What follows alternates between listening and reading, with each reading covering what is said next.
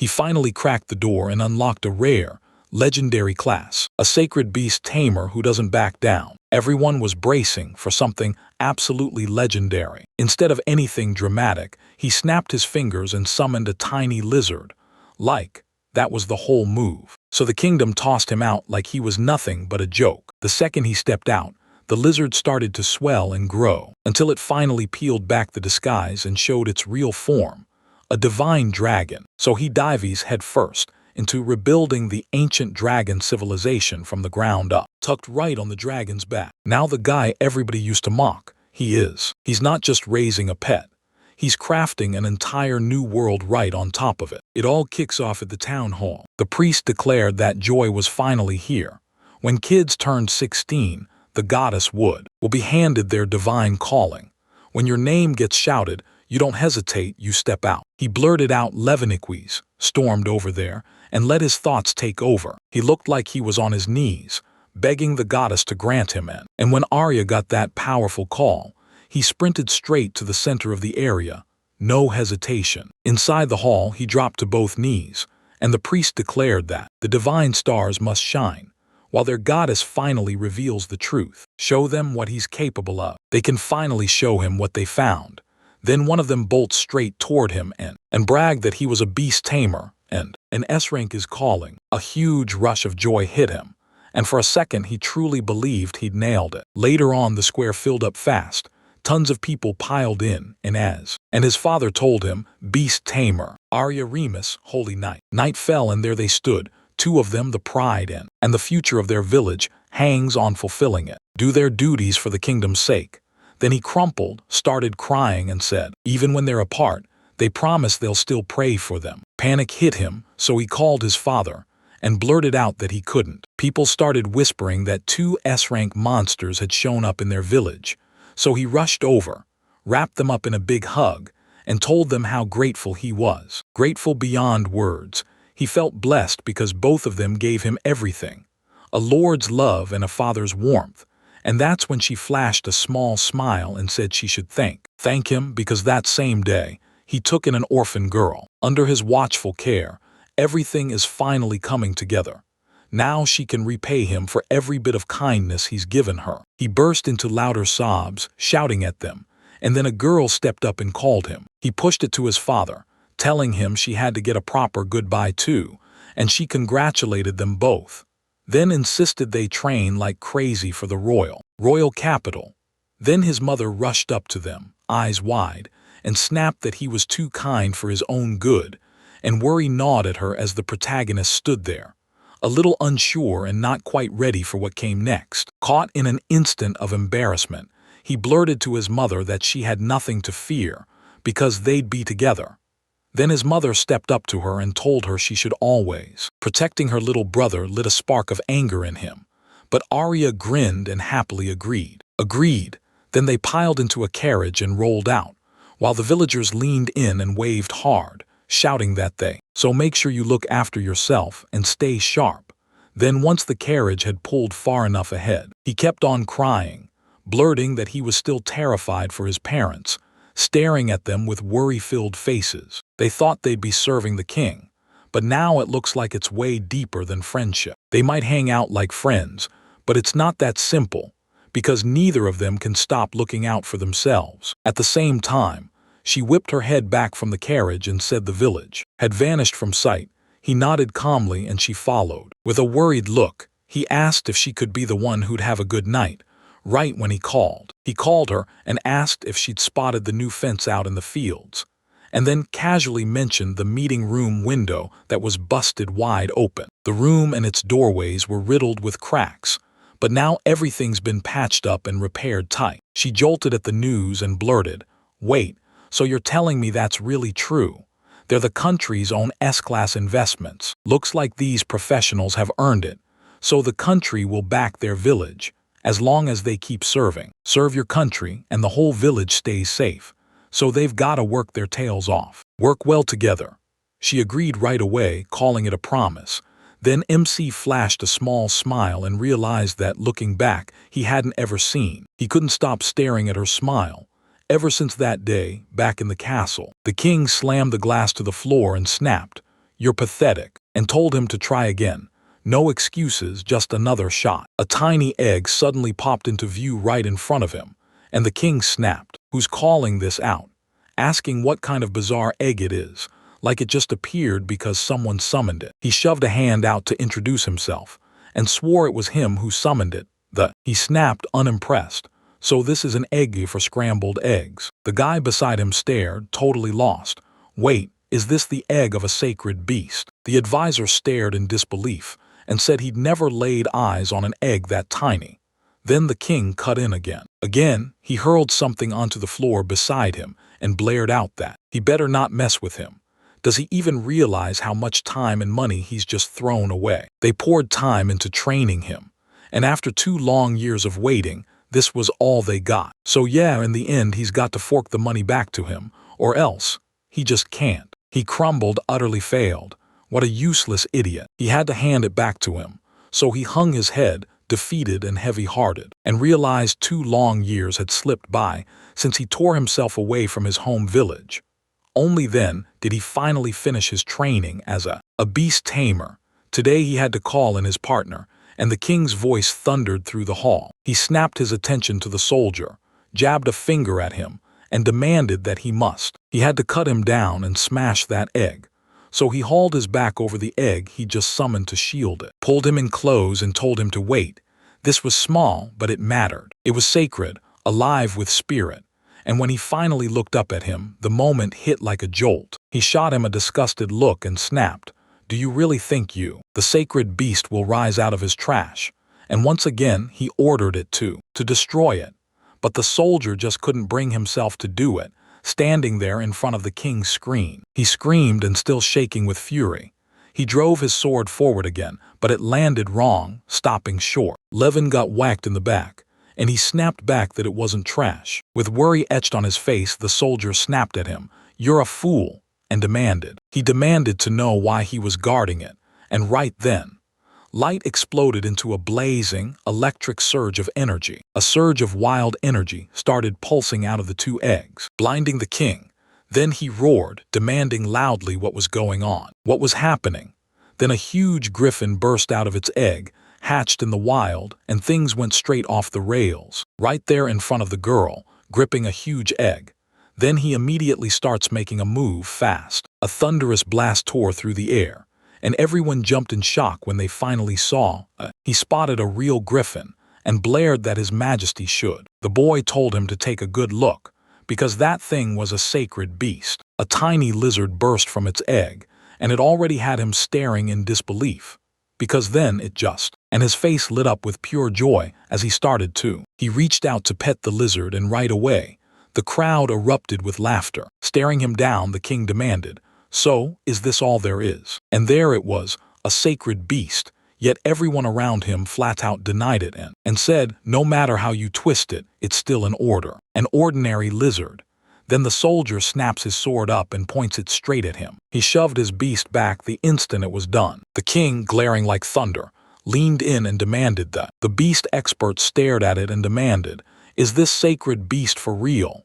Then he flat out denied it. He snapped it down, insisting it was nothing but a lizard, and his tone dripped with pure irritation. So his hard-earned money got burned on some dumb lizard. Then he shoved a sword toward it and kept going. He shot him a glare, broke into laughter, and said, "That's enough. Get out of the kingdom." He had no business here anymore, and they made sure he'd never show his face again. He barked at the soldiers to throw him out, while the protagonist's voice cracked with worry. He warned them not to touch it, swore he'd raise him right, and couldn't stop worrying about whether Arius would keep his promise to his village. But the king brushed it off completely. Argus called out, praising his griffin as magnificent, and his joy spilled out like wildfire. He was absolutely ecstatic. He said it with bright, grateful energy. His words would guide him like a compass that never fails. With a tiny, smug smile, he said he expected big things from him. Then he slyly addressed him as Your Majesty and promised he would. He wanted to talk about Lady Arius, but when he heard what they were saying, he froze in shock, then couldn't help wondering why they were suddenly talking about her. The king caught on to it and, right then and there, officially gave his blessing to their union. He bowed to His Highness, then spun on his heel and took off. With a sly grin, he watched as the soldiers dragged him off. Then the gunshot rang out. He was gone. Reeling from what just happened, he stared at the shut door and couldn't stop wondering. He just kept staring, mind racing, trying to figure it out. Yeah, that's exactly how it felt. He'd lost everything. Then later, they yanked him out of the castle and hauled him off in a cart, and he figured this was it. He'd finally reached the kingdom's edge. He got brutally exiled. 2 straight years of pure, grueling hell. And in the end, he got cut off for good. His service was gone. With his service, his home village, and the person he loved all gone, he was left with nothing but a lizard. So what was he supposed to do now? The lizard crawled. It crawled over him, slapped its palm down, and rattled out a whole bunch of eerie sounds. He stared him down and asked, "Are you hungry?" And once it was fine, he promised, "Don't worry, I'll protect you later." Right after that, the cart screeched to a halt. Then a soldier thrust a sack into his hands. He pushed the choice on him, insisting this was all he had left to give. He bowed to him, then dropped the words like a vow, "I'll do anything you ask." A sad look crossed his face, and then he asked him quietly to take care of himself. Then he left, waving with a tiny smile, and later, the MC realized he'd have to deal with it for the next 3 days. They charged through the forest, with his lizard alpha partner right at his side. Alfie sprinted ahead like he was about to leave everyone in the dust. Night dropped like a curtain. They dove into a cave. He struck a flame and cooked up their meal. Cooked food was ready, and when the lizard crawled up to him, it let out strange sounds, like it had something to say. He spun around with worry in his eyes and blurted, "What is it?" A lizard scuttled in and dropped a tiny object. Then the surprise hit him so hard he froze. He took one sip and swore it was crystal clear broth. He cooked it up, then beamed with joy and said that it. And just like that, it was chow time. He grabbed the knife and started cutting up the food. He said the food was perfectly well fried. And honestly, it was a lifesaver that they managed to duck out of the rain. The rain hammered down, and because of him, they finally spotted the cave. He slid the lizard some food and then asked. He shot back that he couldn't even enjoy it yet, because the second they mentioned insects, worry already gnawed at him, like he might not be able to eat a single one. He had to get huge, so he dumped everything out of the bag and stared at the supplies, plotting his next move. If they could grab the soldiers' supplies, they'd finally escape the forest. But then something else crashed in. He stared at the map and demanded, "So what's our plan when we finally smash our way out of this forest, huh?" Up ahead sat the kingdom of Cronia, and I couldn't help wondering, how? He kept thinking about how his family was doing back in the village, and he couldn't wait to get back there. He can't. The fear of failing is crushing him, like it's too heavy for his soul to carry. The grave's calling, so he's got to haul it there with. With him, he snapped to the thought, does this mean his promise to Arius is doomed forever? After that, he slumped against the wall, eyes closing fast, and crashed into sleep. Slept in after the rain finally quit. He jolted awake, and pain slammed into him so hard he could barely breathe. And he muttered that, yeah, sleeping on the ground was a terrible idea, just as he'd feared. The moment finally came to tear free of the forest, because he still had to do something else. Breakfast was mid-bite when he glanced down, and there she was, a girl lying on the ground. He snapped upright, heart racing, and demanded, who was this girl who just burst onto the scene? He froze in disbelief when it finally clicked, and he shouted it out loud, "This won't do." Panic crashed over him as he realized he hadn't done a single thing. Where did this girl even come from? Did she wander in by accident? Or, wait, no. Or if he tried to run, he'd see it. She had wings, and she was. She snapped awake, yelling for her mother, and right then he shot his arm up, waving like crazy. With her arms tense and worry pouring off her, she blurted, "Mom." Mom snapped, "Tell me what happened." And he blurted, by the way, what are they even eating for breakfast today?" And that question hit him so hard he froze, utterly confused, and he started to think. He thought she didn't even know who he was, but she grinned and said she wanted rabbit meat, just like yesterday, and he was left staring, totally stunned. By what he'd heard, it all came rushing back, every detail of what happened. It happened yesterday, and I asked, is she Alpha? Then later he cooked up a storm, and she dove into the meal, smiling as she said she already knew that her mom could whip up a feast, And he asked, burning with embarrassment. Maybe she shouldn't say it like that, but she didn't get the reason at all. She just blurted out that he was her mother. He finally called her, then immediately shut it down, claiming she was supposed. She told the truth instead. No, she wasn't some small white lizard. And then snapped back that she'd already explained everything. She leaned in and laid it all out for him. Then promised a human and a dragon on his behalf, yeah, even the part she couldn't finish. Levin hurled the sacred beast into geysers, fully convinced he'd summoned something divine, until she cut in. She beamed with pure joy, like she'd been waiting forever to be called, and she thanked her mother like she'd just saved her life. While he squirmed all over again, mortified by what she said, he realized with a rush of relief that he'd finally done his job right. And for a second, he even dared to hope he could go back to the kingdom. So he bowed his head. She tensed up the moment it hit and she noticed. Then she leaned in and asked, "Hey, is everything okay?" He flashed a smile at her and nodded. Then they tore through the last bites, and she said, "Let's go," and grabbed his hand, then jabbed her finger to the side like, "Right there." She blurted that she wanted to get there fast, and she guided him exactly where she wanted, and he couldn't shake the feeling that even then, trapped in a human body, nothing about him had changed at all. They pushed deeper into the cave, and he was propped up and held steady. He froze at the massive door and with a worried voice asked, "What is this? What is it?" She shot him a warning. She was about to. "Open it," he demanded, and then he told her to wait, because he was about to. She tried to say something important, but she kept talking to herself, because she refused to listen. I listened to him, and he spoke like the words were glowing in some unknown light. The door's stone marker flared with a sudden, eerie glow. Then that massive door yawned open, and they stormed inside. Inside, he stared at them with a confused look, about to blurt out a question. He tried to keep his cool, but the moment he spotted it, he froze. He spotted a massive dragon in this room. He spun to Holly, clocked her face and caught himself. He was right on the edge of asking something about it. She stepped up to the dragon, and with her voice steady, said that she hadn't been here for ages, so long it felt unreal. She stared at her in shock, thinking, "Do you really want to come here from the very?" Right from the start, she snapped his attention and called his name, told him to duck down a bit, and he obeyed, looking totally confused. She grabbed him and lifted him into her arms, then snapped, "We're leaving the protagonist behind." She was mortified, and she blurted out that he wanted to see it, so he should have gripped on tighter, but he refused, and she said it was way too embarrassing.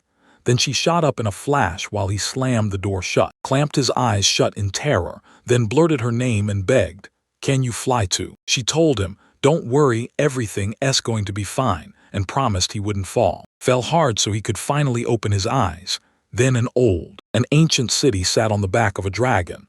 Then she looked you dead in the eye and said, "The continental dragon Lindworm, the sacred homeland, where the divine dragons reign." He stared at it and instantly felt like, somewhere along the line, he'd already read something just like this. Long ago, dragons owned the skies, smart, magical, and powerful, and they guarded people with their lives. After the demon king fell, the divine dragons were wiped out in the war. It was obliterated, and now it lives only in stories.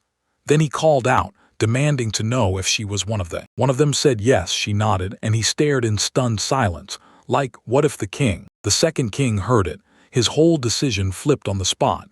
He started to ask right away, "Wait, weren't dragons supposed to be wiped out for good?" She shook her head and insisted they weren't gone, just barely a few left. They got pushed out, but they didn't die. Somehow they survived. And once upon a time, every kind of animal called this place home. Flowers still perfumed the streets everywhere. Until the magic snapped, her city went up in darkness, and everyone sank into a deep, death-like silence. Deep sleep. He turned his gaze away with a heavy, sad look, and mumbled that it was. My heart sank. He stumbled on a dragon sprawled on the ground, and the question hit him hard. How long had this place been waiting for its rebirth? He said, "I don't know why, but it's like I suddenly get everything." And then he stared at the wreckage like the world's already fallen apart, because he's convinced this place is breathtaking, and he's desperate to see her home again. Homeland at the peak of its power. She said she was glad. Then her eyes went distant as she remembered it all, every brutal detail, and the desperation in her voice hit like a punch. They kicked him out of the kingdom for her, but the moment she first saw him, his gentle smile lit up the room, especially when he served her that mouth-watering food he cooked. And now she's over the moon that he's her master. Stunned by it, he couldn't shake the feeling that he'd just lost everything. He got crushed. His job vanished, his family shattered, and suddenly the world shut its doors on him. He leaned in, slid his hands onto her shoulders, said her name like a vow and promised her. He promised her he'd raise her right, like he meant it. But they need stability, a real job and a place to live. So she shot a glance off to the side and pointed over there like, see that house? It's a continental dragon. Riggin, Lindworm, maybe that's where they belong. Because the moment he realized it, shock hit him like a truck. She flashed a bright grin and said she wanted a huge house. He asked her to wait, eyes full of confusion, and told her this place was empty, totally uninhabited. Inhabitable. She insisted everything was fine, but now, those same ruins are there. But that was no big deal for Mom. She'd handle it because they'd make a... He struck a deal with the Lindworm, tore the city back together from scratch, and it left him utterly stunned. Stunned by all of it, he couldn't stop thinking. Would he really sign a contract? Snatched the spotlight with a massive dragon on its trail. He pictured the dragon's fury, exploding the moment He demanded more strength. Then he vowed to destroy everything blocking it. Kill him, he demanded. And the moment those words hit, panic crushed his chest. Said it with a confident grin like he'd handle anything. She fully trusted him. Then the MC stared back at her. With a scared look on her face, she demanded, "Why are you so sure?" Alfie answered with a grin so bright it was obvious. She was happy because Mom was a holy beast tamer. He hesitated, then admitted it was true, but he had no proof. She had no real powers. She insisted a holy calling was a duty handed down to her. The goddess handed it to him. Only a select few ever got that choice, but somehow he was the one picked. Chose N. Every single detail had a purpose, and he knew he had to believe it no matter what. He replayed every single insult the cast had hurled at him, like it was stamped into his memory. Nervousness started creeping into Castle's gut, and he realized he couldn't keep letting it haunt his thoughts forever. Forever now, still. He gritted his teeth and hauled his resolve back up, and promised he'd give it his best shot, because he figured that if she truly believed in him, he was more rattled than he should have been. And then they stumbled on a massive dragon. Pure terror hit him as he wondered if strengthening the bond between the animal could save them. Animals and people sign a contract.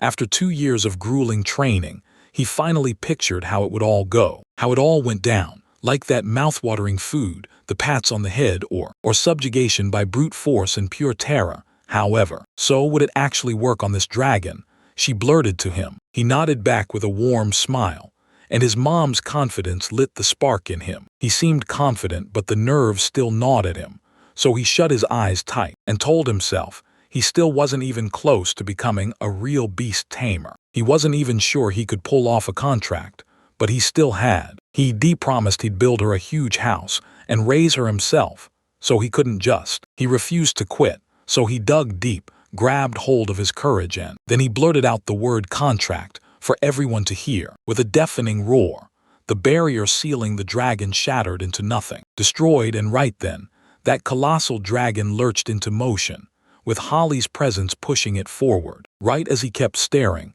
he snapped his eyes open and shouted her name. Alta's the princess. Then he blurted out that he'd been waiting for this moment. He kept waiting for her to come back, and when she finally did, she grinned and called him Lindworm, and she said, "I'm home now, Levin." Still stuck in the haze after the barrier shattered, he snapped his eyes open, and panic hit so hard it felt like his chest was caving in the moment he spotted the dragon staring him down.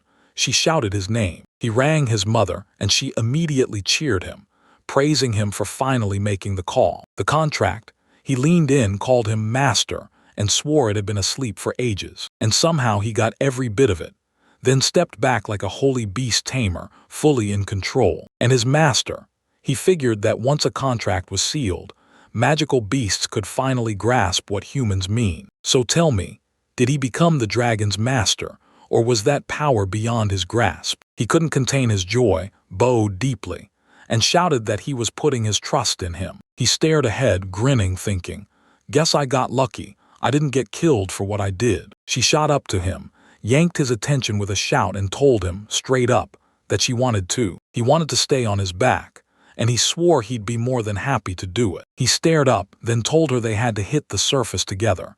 Then she blurted, "Wait, are you?" He woke up and immediately felt like, "I'm fine," and he even insisted his strength was totally back. His course was still shaken from a long nap, but it gave him just enough lift to take flight. No need to panic. Now he's going to carve a path himself. Fear hit the protagonist hard, and Holly swept him up into her arms like a shield. He grabbed the arms and snapped that he needed to hold on even tighter. She called out to her and demanded, "Why, what's going on?" Why was the whole world trembling? Why did his gut twist into dread?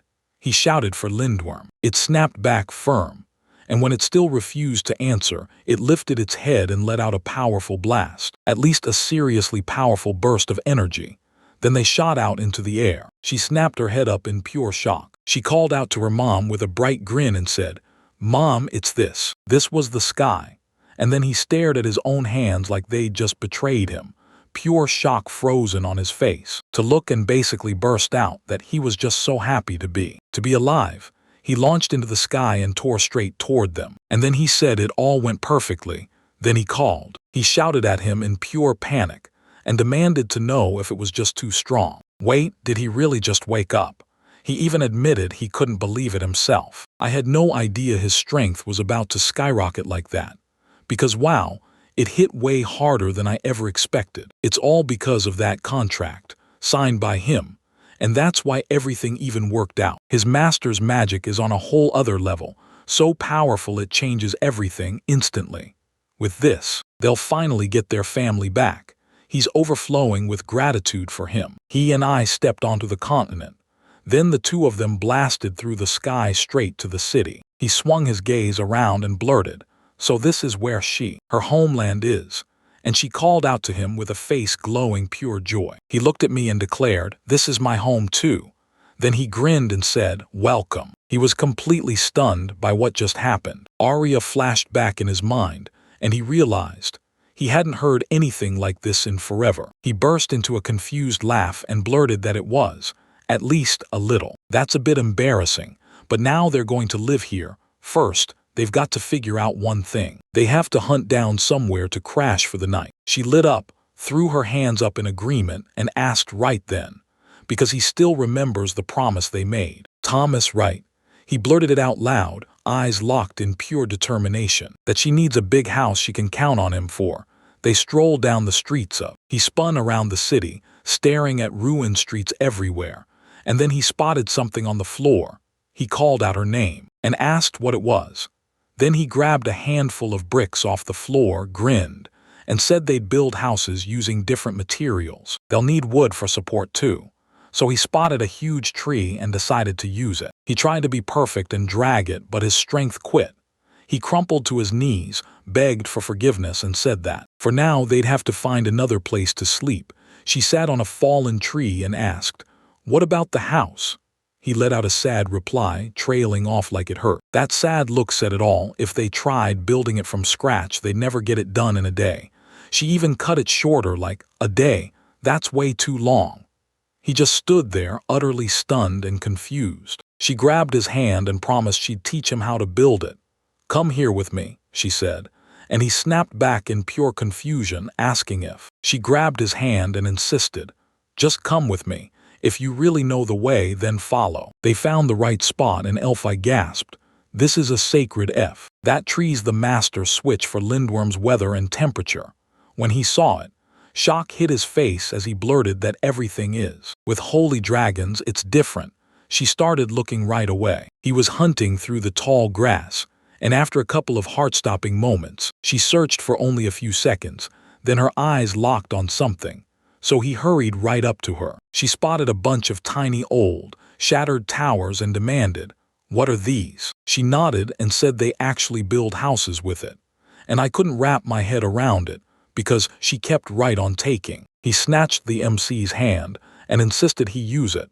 Then his fingers finally made contact. The magic stone perched on the very top of the tower. Then a blinding burst of light erupted, and a system window popped up out of nowhere. It burst right in front of him, and claimed it was the Lindworm City's management. He pored over the management system, and the second he did, a mysterious voice slid in to greet the owner. The owner snapped.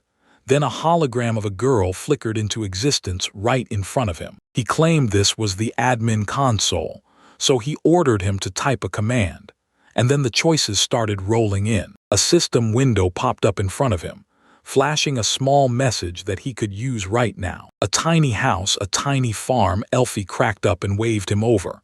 "Isn't that amazing?" she said. "In Lindworm they can build with magic, but for now there are rules. But since they're bound by that contract, more options start showing up right now. For now they've got to build a house," so she snapped him over, and he stared at her with sheer shock. Luke blurted out, "A holy dragon settlement, are you kidding me? That's insane." He slammed the cursor into the system window and picked build, choosing to start with a small house. She stood right there, smiling like the future was bright, and blurted out that she couldn't wait to build a house. He swore he'd try, then slammed his cursor onto the system window, stopping cold as thoughts hit him like, "Wait, what if this? Everyone swears the settlement is legendary, but could anyone really build it like that? And why are we even told not to click anything?" He stared at the hologram and, calm as a blade, politely asked for it to be created. A tiny house sat there. Then without warning, it vanished into thin air. A tiny house projection flickered into existence in the air right beside them. He stared at it with worry in his eyes, called out Elfie and asked what it was, and what on earth he was supposed to do with it. She beamed and waved her hands like crazy, saying she wanted a house with an amazing view, plus way bigger. With a look of pure panic, he blurted out that he didn't mean it like that at all. After a few minutes, he cracked it. He finally figured out how to place buildings wherever he wanted. A hologram snapped to life beside him and warned that once he picked a spot, he needed to fire up the construction, then pushed ahead and snapped that there wasn't a drop of water anywhere nearby. It looked perfect for the job anyway. Holly pushed right up to him, shouted, "Mom," and started pointing hard in the direction of, and she told him she'd found a place near the lake, and he, still looking a bit lost, said it might work. Maybe, but every inch of that spot was buried under boulders. Then he stumbled into a place, and his sentence just cut off, like he came to a place that sh. She smiled and told him, "For now, I want you to build it here, and if anything goes wrong, if it got messed up, they could always move it." He hit the construction command, and a brand new house snapped into place right where it was marked. Then he crumpled to the ground. He was terrified by it, and he blurted out that it really was built. "They call it a small house, but Holly darts over there." She spun toward him and flashed him a joyful smile, thanking him from the bottom of her heart. He couldn't help it, this thrilled him. So he dropped to the ground, grinning, and started thinking. Now exhaustion crushed him. What a brutal, never-ending day. Dragons have mind-blowing technology. They can pull this off. No problem, she called. She called him up, all needy and urgent, and said she was starving, and she wanted meat. Meat, he said they'd wolfed down the last of their supplies, right then. That morning hit her like a thunderclap. She stared in total disbelief, shocked beyond words. Still staring, totally lost, she turned to him and demanded he hand her some. He snatched some meat, then marched up to the tower, popped open the system window, and demanded, "Can I use this to make food?" He claimed the city ran short on mana, and half the functions were straight up gone. Then Levin said it was only a house. They could raise a whole farm, but when it came time to eat, there was no food to be found. Holly burst into tears and shouted that she wanted meat, and that plea instantly spiked his worries as he blurted out that he finally got it all. Then they soared through the sky together and he ordered, "Look around." But then they realized something was off. No animals lived here. She cradled him in her arms and whispered about when they still used to breathe. He told you to read them, then stared down and snapped that there weren't any fish. No luck on finding fish here either. Sure, it'd be nice to grab some, but there wasn't a single shop anywhere nearby. She told him that after this, they'd hit the surface with her flight, fast, So she pushed the plan and he didn't argue. He tried to refuse, then something clicked. He shot a worried look and asked, "Just how fast is that?" Because deep down, a bad feeling was already creeping in. The way she grinned and said, "Let's fly," felt unreal. Then she shot through the air at lightning speed and he screamed bloody murder, terrified. Fear clung to the air, even as the kingdom of Elven stood right there. The king sprawled on his throne and commanded everyone, "Listen up. I'm about to lay out a strategy to wipe out Cronia. They had to lock in their army's victory. No room for failure. Army," he shouted for the Holy Knight Paladin, Arya Remus, and ordered her to pitch her plan. Then she stepped forward to speak, stared at him with a dead-eyed expression, completely emotionless, and they promised they'd poison the enemy's river. And the knights went pale with shock. Still reeling, the king's face snapped into a huge grin like he just heard the best news ever. Meanwhile, in the kingdom of Cronia, Alfie stomped onto the shopping street, stared hard at the meat display, and just stood there like it had summoned him, sold on the street with his face frozen in pure shock. The vendor clocked it and leaned in, asking, "Hey, do you want to taste this meat?" The moment it hit her senses, her attention snapped right to it. She spun around, yelled for her mother at the top of her lungs, and demanded that meat. No questions, no delays. The protagonist's stomach dropped, because they were sure they were right under the lindworm. So yeah, this is Cronia's kingdom, and to Alvin, that means one thing: an enemy state staring him in the face. And it feels unsettling just standing here. So if they stay quiet, nothing's supposed to happen, right? If something. Right then, boom, everything snaps and they're about to soar straight into the sky. He steps up to her, grabs her shoulders and tells her, "I'm counting on you." A girl spotted them, flashed a friendly grin, and asked what they were doing here. Then they whipped around and she greeted them like they belonged. He turned on them and demanded to know what they were searching for, but he sounded utterly confused when he said it. He gave that look like he was about to buy groceries in bulk. The girl dragged him straight to a shop where the sales were buzzing with noise and deals. A bright, smiling saleswoman waved at them and cheerfully called them travelers. She asked the traveler if he wanted to stock up on groceries in bulk. Sure, he had to be running a successful business. And then she hit him with the real question: 3 days worth or a full week? He told her, "If I can, I want to stock up for a full month of groceries." And she gasped, "Wait, are we really living up in the mountains?" He shot a confused look, saying they were just traveling. So the girl who'd brought them along asked, "Are you brother and sister?" And he replied, "When you could say that." Then the vendor nodded and told him, "I get it, a brother's traveling with his sister. Like it's obvious, and this whole thing isn't anything more than that." He mentally agreed. Then she patted his shoulder and told him loud and clear that life is a complicated mess. She'd slash the price for them, and they could grab as much as they wanted. Then, just a few minutes later, they finally picked. He grabbed a mountain of products, convinced this haul would keep them set for ages. She tossed him the change. Then his eyes went wide at what he saw, and she said it looked like way too much.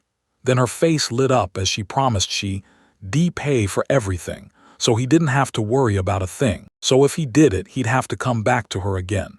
Mercedes was her name, and she was a traveling V. The vendor blinked, and the second girl slid into place beside her, saying her name was Karen. MC steps up, throws out his name like a challenge, and then Alfie joins the scene. They snapped a selfie, and both of them froze when they saw her smile. Smiling, he called out to her and told her it was time to go home. So they thanked him, right then and there. She thanked them for every purchase, told them to come back. And when they finally returned home, she was still absolutely overwhelmed. So happy, he looked drained when he called her and asked. He asked if she could slow down, and she nodded at once, serious as stone. She said that, but her stomach growled, so this time there was literally no other choice. After that, he went and collected. He piled up firewood, struck the flames, and got everything else ready. And realized he was lucky, as he stumbled on a stash of dry branches. Then he'd have to scramble for some solid firewood. No excuses. He hauled the groceries inside and couldn't stop thinking about Karen. She'd picked the chicken with veggies and fruit. From Cronia, yeah, it's finally time to clock in. First things first, he had to peel the skin off the chicken, grab the meat. It's a little pricey, but trust me, it's totally worth it. Worth every last penny today. Season that chicken with a punch of pepper and a shower of herbs, and then he drizzled in a little oil. Then, just a bit later, he was all ready. Right as Elfie wrapped up cooking, she caught a weird smell drifting through the air and woke up to the chaos. She bolted out of it like her life depended on it. Ran out of. From the house, they burst out and ran straight at him. He shouted his name, called him over, and demanded the meat. Then stared straight at it like it was the moment he'd been waiting for. She took a bite of the meat, declared it perfectly cooked, and then started to. She lunged for that piece of meat and blurted, loud and clear, that she wanted to eat. He reached for it, but she wouldn't let go. So he stopped her and demanded she give it time to cook. Then he tossed in the rest of the ingredients. He called her and told her to grab the plates, because that's when everything was about to go down. So yeah, they'd end up eating inside. Inside, no questions asked. He hacked up the roast and slammed the final touch on the cheese until it was done. The chicken hit the pan with a lemon cream sizzle, and they both slid into their seats at the table. Then she dove into her food, and he warned her it was blazing, so she'd better take a bite before it burns her. Eat more carefully. She took a tiny bite, turned to him with wide eyes, and said it tasted insanely good. Then his mind flashed back to his. He let that thought sink in, and realized he hadn't cooked anything this good in ages. He remembered it all again. The moment everything went down in the king's hall, she caught him staring into space like, I wonder how Arya's doing now. And she could tell he was totally king lost. He muttered to him, called him out, and asked what was wrong. Then he apologized, and she leaned in, asked if he was worn out and wanted apples, and he just said. He insisted he was fine. Then suddenly his mind flashed back to the village of Lumiere, and she shot back. Is that Mom's homeland? He nodded, confirming it. He read it and said, I haven't been there in years, and I'm honestly but still a little worried. If Arya kept obeying orders the way she's supposed to, then they were probably crushing it. Holly asked if Mom liked that girl, and he snapped no, then said that. She confessed, I've known her since we were kids, she's like family to him.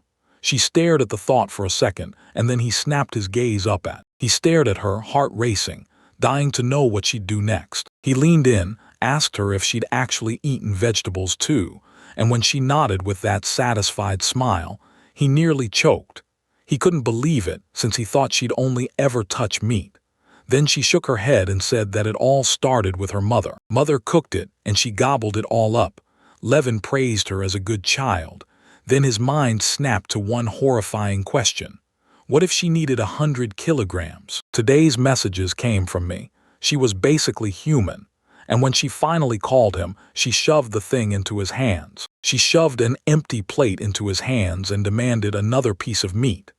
Then, after a while, he finally realized that this was just how things worked. In just a week, their month's food supply vanished, gone like it never existed. The sacred dragon's stomach was a black hole.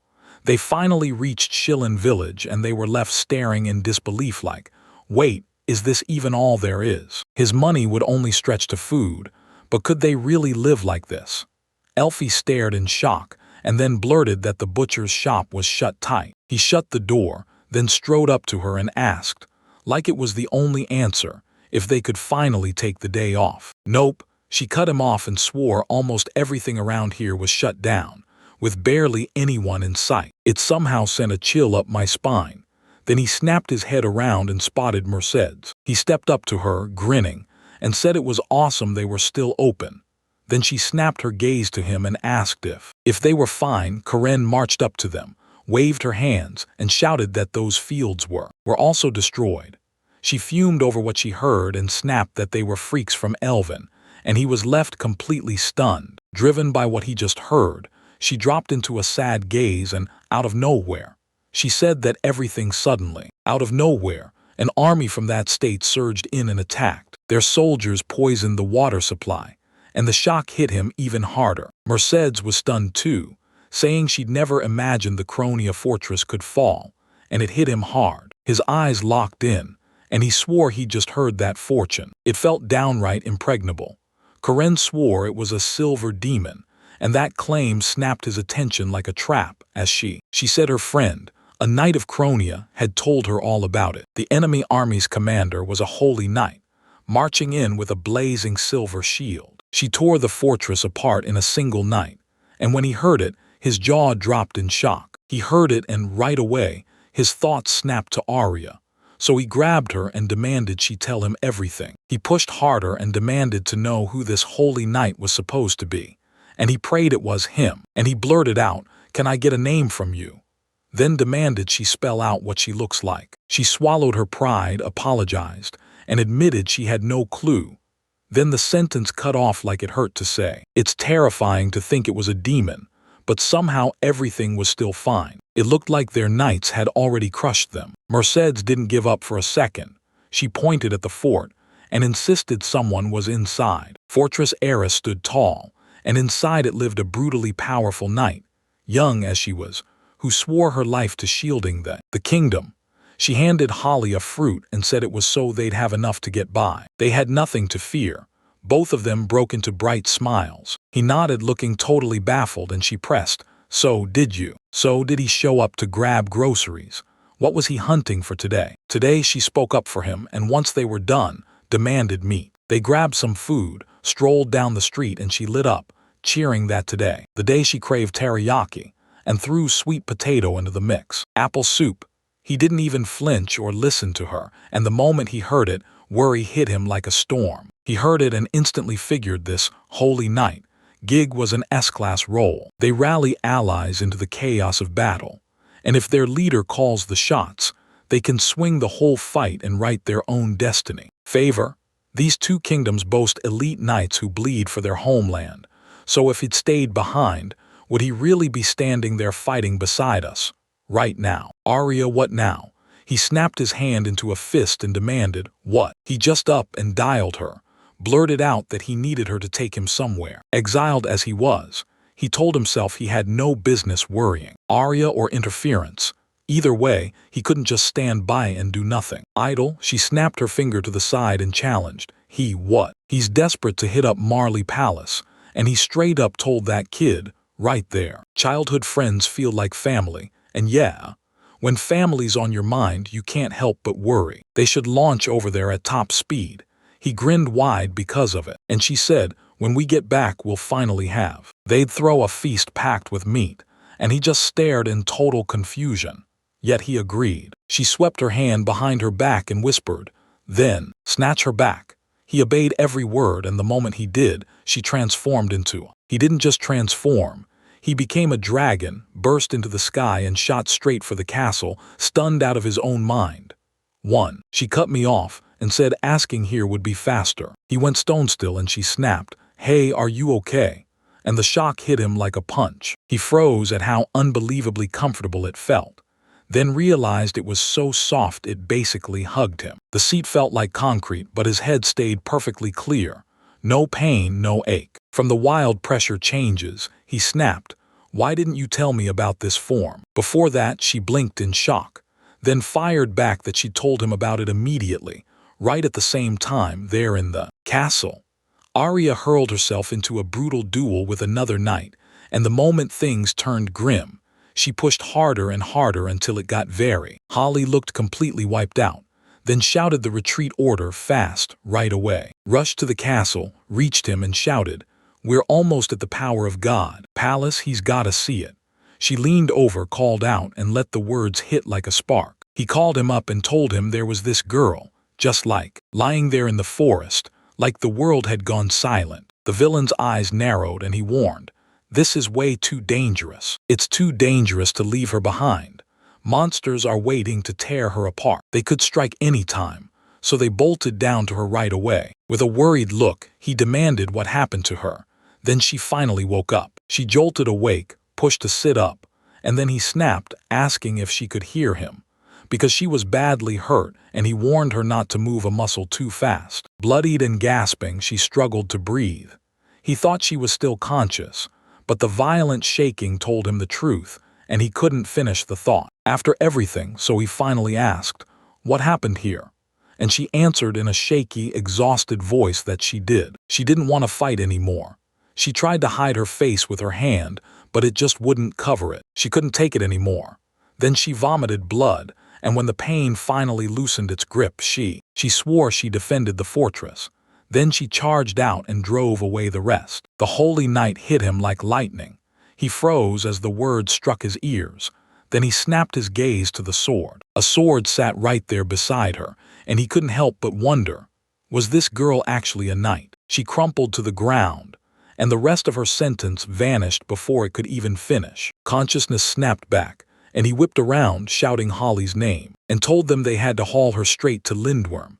So she paused, thinking hard like her mind was racing. So I asked, does that mean they're done flying to the fortress? He stared at the wounded girl and muttered that Arya was gone, like she'd never been there at all. There at the exact same time, inside the Elwyn Kingdom's library, a frightened chief beast tamer Gideon barked a command at Lord Zephyr. Zex leveled his sword at him and demanded, "Why are you here?" Then he plunged. He slammed his sword into the wall beside him, shouted his name and rank, and he just blurted out, "What a coincidence." Then admitted he was here to do research too, and the book he was holding he was going to burn, so what the hell was written there? He snapped his gaze away, utterly confused. He shot me a stubborn look and snapped, "I didn't know that." Then he yanked open the book, grinned, and said, "I get it, now I'm going to read." Pick up the story. One day, an absolute beast-taming legend and one of the sacred blue-blooded dragons are about to appear. The newborn dragon is tiny as a speck, like a white lizard. He always found it wild that one guy could actually call him forth. He shouted at Gideon as he tried to slip away unnoticed, and then he said, and he declared it was a loss the country couldn't afford. So he ordered that this had to be reported to the king. Panic gnawed at him as he begged, "Please don't do this." Zex's mind raced, seriously. Where on earth that tamer had vanished to? A while later, we're up high above the ground, riding on the back of the Lindworm dragon. The MC decided it was time to prove he could stand on his own. Storming up to the tower, he blurted that he wanted to build a small. He stared in shock as a massive field stretched out before him. He leaned over and muttered that it reeked of earth, like the deep ground itself. Holly stepped out of the house, dialed her mom, and told her the girl was still dead asleep. Remembered the moment they met her, and the night she had lain. Layla in the forest hadn't stirred a single time since they carried her there. He couldn't wait to ask her everything, so he spun toward her and urged, "Please get some rest." "All right, we'll rest for now," she agreed, then blinked in shock, because the field was already ready. He glanced at it too and said it still wasn't ready yet. It still had to be. She was ready to be plowed, so she offered to lend a hand. He lit up with relief and told her that it was time to level up this city. She didn't hesitate for a second. After that, they jumped straight into the field and got to work, finishing what needed to be done. He said it'll be enough for now. Then they tore into a small patch of the new field. He insisted that even if they ended up digging it all up, they still wouldn't have a shot.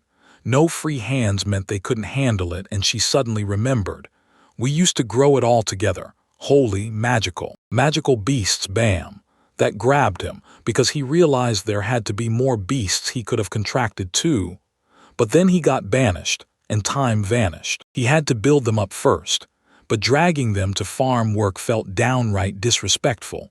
So they walked to the river, and then he started cooking. And then she goes, "Turns out it's sunny here, like always." "So, does it even rain?" she asks, drops her feet into the river, and tells me the sacred tree controls the weather, making it rain only when he needed to. Then his world flipped when he heard it. She told him it was spring mode now, and he blurted out, "Why is it like that?" Everything went dead quiet here, and then he felt it.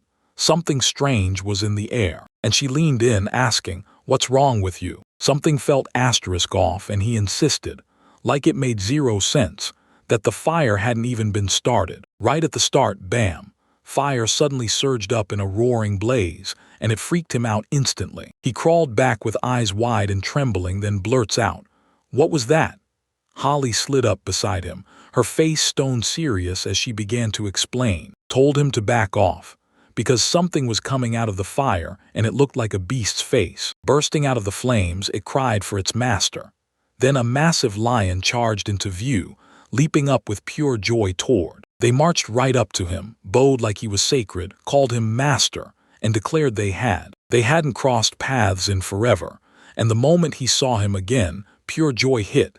He couldn't even wait to call out. She blurted his name, Louis, and the moment it left her mouth, confusion hit her hard. Then they dropped to the ground as the animals started telling him. He apologized for bursting in and scaring them, then leaned in, told her his name, and warned her with a grin he was a crimson liar. Levin figured this was the very first fire beast he'd ever contracted from his studies. He never saw it coming, not even for a second. When the thing was about to meet him he suddenly remembered something, then admitted he never used summoning magic. So tell me, how the hell did he end up here? He thought it through, chose an answer and blurted it out so loud, I worked my hardest. And just like that, he ended up here, totally confused because part of him couldn't even believe this was possible. Possible? He finally steadied his breathing and admitted straight up, he didn't even fully get it himself. He was absolutely freaking out about his master, stuck on one terrifying thought. He kept feeling like he wanted. He raced toward him, and the next moment a blinding light swallowed everything. Then he called out his name. He leaned in and asked, so you knew about my exile? And he nodded without hesitation. Greed's rage detonated, and he blared out that he hated this king, calling him a selfish, greedy freak, and asking how anyone could ever serve such a. She couldn't help feeling miserable the moment she remembered it, and she still nodded along with him. He said those events didn't just happen. They hit the master directly, and the pain was brutal to swallow, but he couldn't do anything. He was stuck. How irritating it was, because he wanted to be just like her, and he wanted to help him too, so now he's ready to do He'd burn the world down for them. He just wants one thing, permission to step in and help them both. With a warm, friendly grin, the protagonist leaned in and promised, I'll gladly take it, no hesitation. Accept his help. He thanked him and Elfie lit up, saying she'd be more than happy to work with him. So he convinced himself this was exactly how Lindworm had it. They finally found a trusty companion. Then, just after the night fell, he shouted for everyone to come eat, and when they saw the spread in front of them, they froze in shock. Then he leaned in and said, with a smug grin, he said, yeah, that's not everything. Then slapped down a tray and thundered, and I've got a stone oven right here. She lifted the oven pizza packed with vegetables and cheese, stared at it in shock and asked, what is it? He burst out laughing and told her, you should. He should have thanked Louis for that. Earlier, he'd shrunk himself with his skill, slipped into his kitchen and asked the owner if he could. He cooked right here, and he'd be the one stuck with the fire if anything went wrong. Then he faced him and asked, even though he was a fire beast, so, how are you supposed to cook? He gritted his teeth and faced it, then snapped his head toward the oven and blasted it with a roaring stream of fire. He reckoned the rich taste and thick aroma came from his fire breath, and from keeping that heat blazing high. Even when he cooked, he had no equal, nothing could top him, and he grinned, thrilled that he'd never have to light another fire again. Then he stepped right up, clapping the other guy on the shoulder, saying in a happy voice that he was always ready to help. He came right up to him, wrapped him in a warm hug and grinned that he crushed it, like, he was so soft and sweet. She called her mom and blurted, I need to know more about him. How'd they meet? He nodded and promised to spill every detail, then started with it being. Those were the days when everything felt like a long, twisting saga. His saga. They knuckled down to train as a tamer. Then, once they were done eating, they carried on. Both animals crashed onto the floor and fell asleep side by side next. Right there, side by side. Our MC slipped into dishwater duty, smiling at them like he'd just found something worth cheering for. He smiled and thought they hadn't shared a dinner like this in forever. Then he felt a rush of relief because they'd clicked fast and became real friends. And right after that he glanced at the door beside him, wondering if that girl had woken up yet. But deep down, he was praying she was okay right then. Back then, she dreamed a guy slammed into her face, and the shock felt way too real. She leaned in and asked, is she a dark knight? But she couldn't make herself say it, not ever, and in her heart she swore she'd never marry. Later on, Lord Jurien stepped up to Eris and welcomed her in like a storm, saying, welcome to the Order of the Guardian Knight. Nights stretch on, And still, that strong dark night feels out of reach because she's too young and too beautiful. Is it her life being so short that haunts the answer? She believed dark nights were doomed, like a cursed calling, because you pay with your own lifespan, and once they're in, their strength in battle spikes like crazy. A servant hurried up to the Lord and warned, "The silver demon will smash the gate any moment." His fear was so loud you could feel it hanging in the air. He grabbed the bird and told Eris to go in swinging. Then they hit her with the real kicker. Her last mission was about to end because it was cut off mid-sentence. After he destroys the silver demon, he's finally got his shot. Then, once the fight is over, in the deep forest, she crumpled to the ground and couldn't stop wondering how many years she'd thrown away. Looks like it didn't matter anymore. She just wanted to vanish right now. Louis stared at her, then barked for the master, and she said she'd woken up, and just then Levin burst into the room, grinning. Happy to hear him talking, and he blurted out, "How do you feel?" She looked at him, and she couldn't stop wondering who he was, or why she hadn't died. Then she leaned in, drawn by the fact that the air in here smelled absolutely delicious. He told her to wait until the food was nice and hot. Then she stared out the window, thinking, "Are we up in the clouds right now? Clouds, this sure wasn't heaven." He slid in with a tray of food, stared her down, and said, "Oatmeal, eat it if you want." She snatched the plate, suddenly wondering if stealing food from a stranger was a mistake. And then the guy across from her sat down and said, she told her not to rush, maybe just blow on it to cool it off. And she took a cautious sip, thinking, "I don't have long left anyway." Then he asked how it tasted, because he'd once read that porridge was supposed to be great for your health. She burst into tears and told him it was just so good she could still taste it. She remembered being a kid. Her mother had sworn that this, right here, was magic soup. She grabbed the soup and told herself she'd feel better right away, because all she ever wanted was a quiet life with her family. And then, everything changed. And now it all felt pointless. He shot her a worried look and asked how she was doing, and she said she was a dark knight, one who had battled and bled through the darkest fights. She fought for her life, and soon she'd be gone. So tell me, why did he even save her? Save her? Eris snapped her hand over her face like she couldn't bear to watch. He held up his hands and demanded an answer, and Levin stared at her like, "Why?" At first she looked worried, but after a while, boom, she was sprawled on the bed, burning up with a fever. Holly called Levin, and when he picked up, she told him she'd burned through a ton of life force, and if he didn't act fast, it could get deadly. "You're telling me there had to be an absolute war raging somewhere in that Marley palace. In that grand palace, night after night loomed, and the opponent just had to be the holy knight Arya. Alice Eris, insanely strong, too young to be this brutal, yet she still throws her life on the line for her country. So tell me, what happens to the people around her?" Holly said it was horrible. He clearly knew everything, yet still forced her to fight, and they couldn't even. MC just couldn't walk away from her, even when his mind went blank on what to say. Then the cat turned to Levin and asked if there was anything he could do. Sometimes he wondered if this was the curse that came with the calling.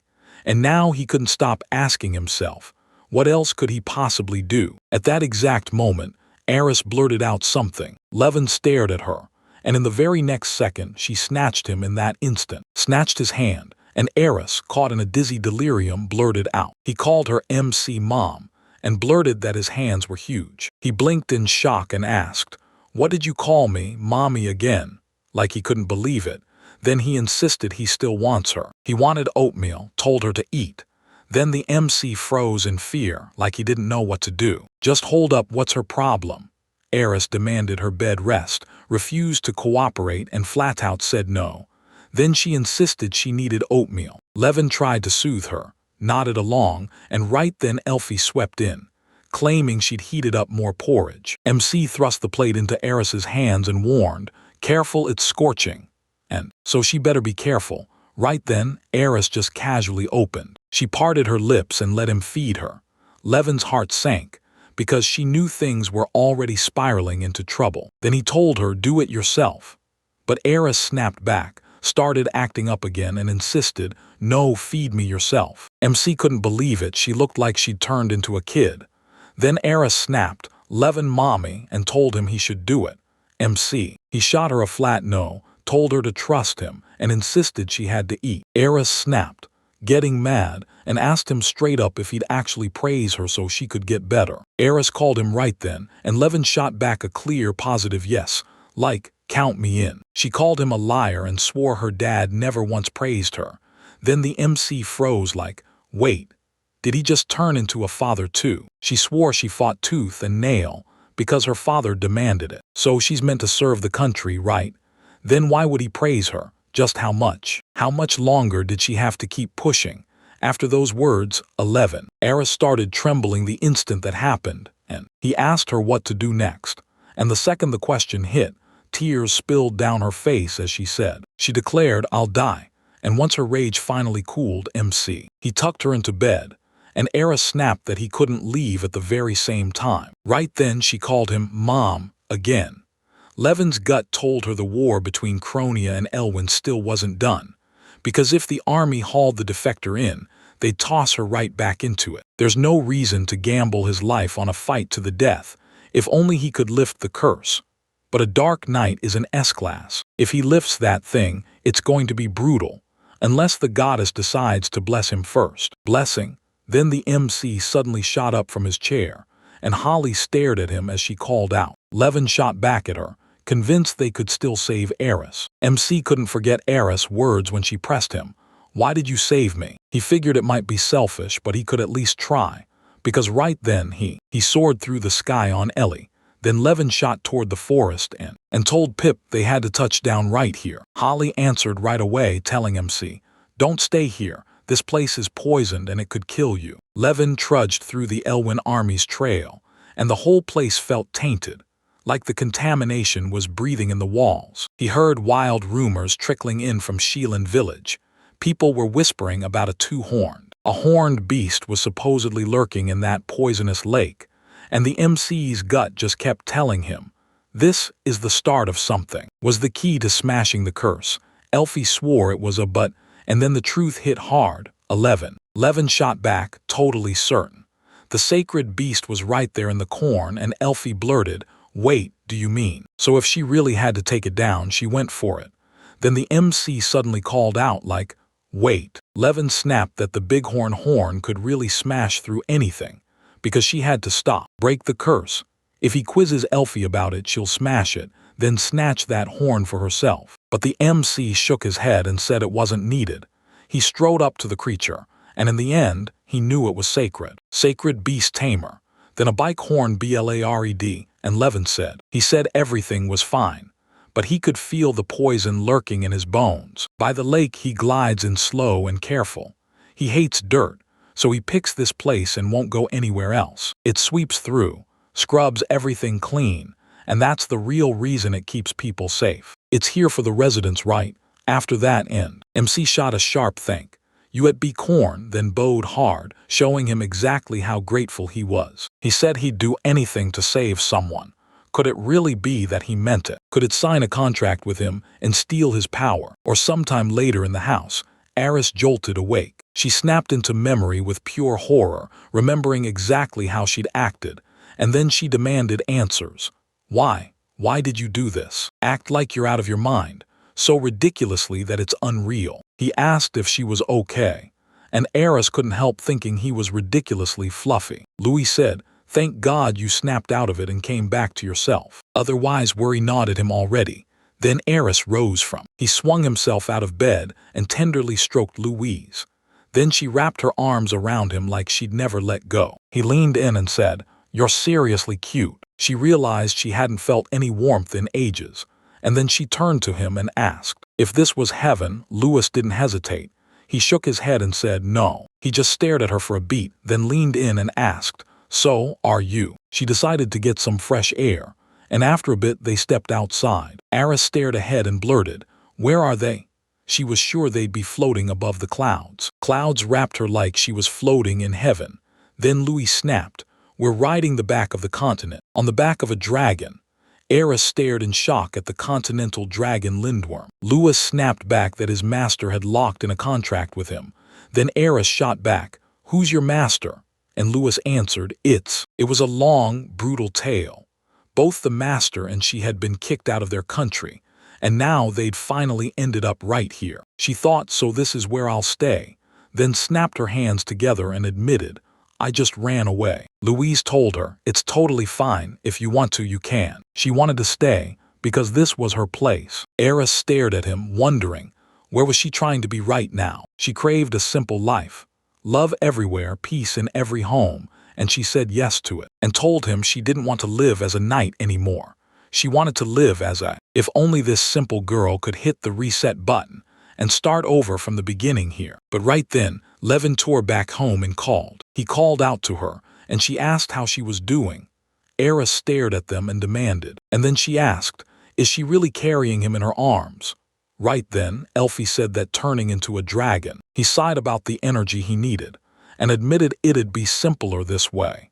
Then the MC covered his hands and told her to forget everything she had. She'd seen it, and more than anything, he needed to talk about it. So he threw his voice and shouted Eris at the top of his lungs. Eris flinched. What? Levin said your Dark Knight curse can be broken and you want to try. Eris pressed her luck, convinced he could pull it off.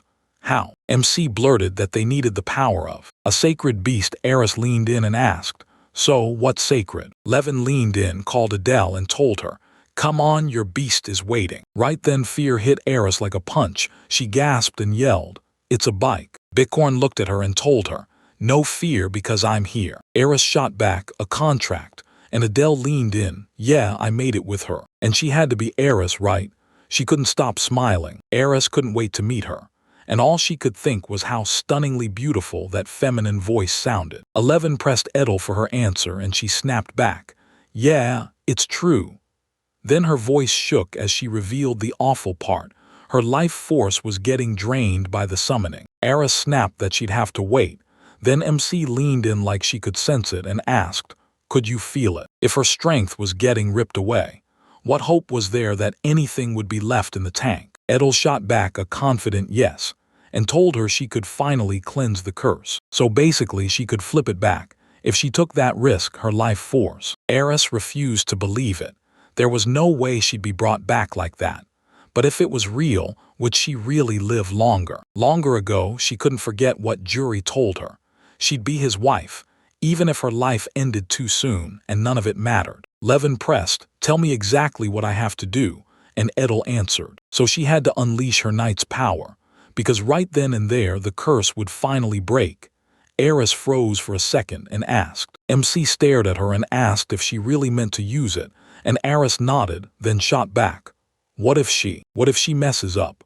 Right then, Elfie snatched her hand and urged her to try. Trust her, she can feel life energy in anyone like it's a pulse in the air, and she can track her own too. Elfie warned Levin that if Eris caught a sickness, they'd shut everything down.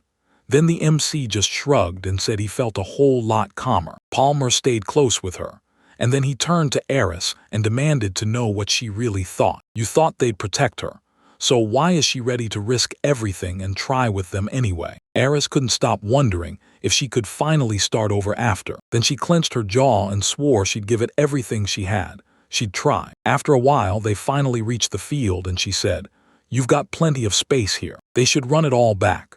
Louis should rush in and attack Eris, and Eris should snap into defense with the power of a knight. Then Edel casts a summoning and strips away only the draining curse, leaving. Darkness still hangs in the air, but then everything turns. Life surges back, and she finally breaks free of the cursed knight. Only Louis goes in to attack. Levin snapped. What do you mean?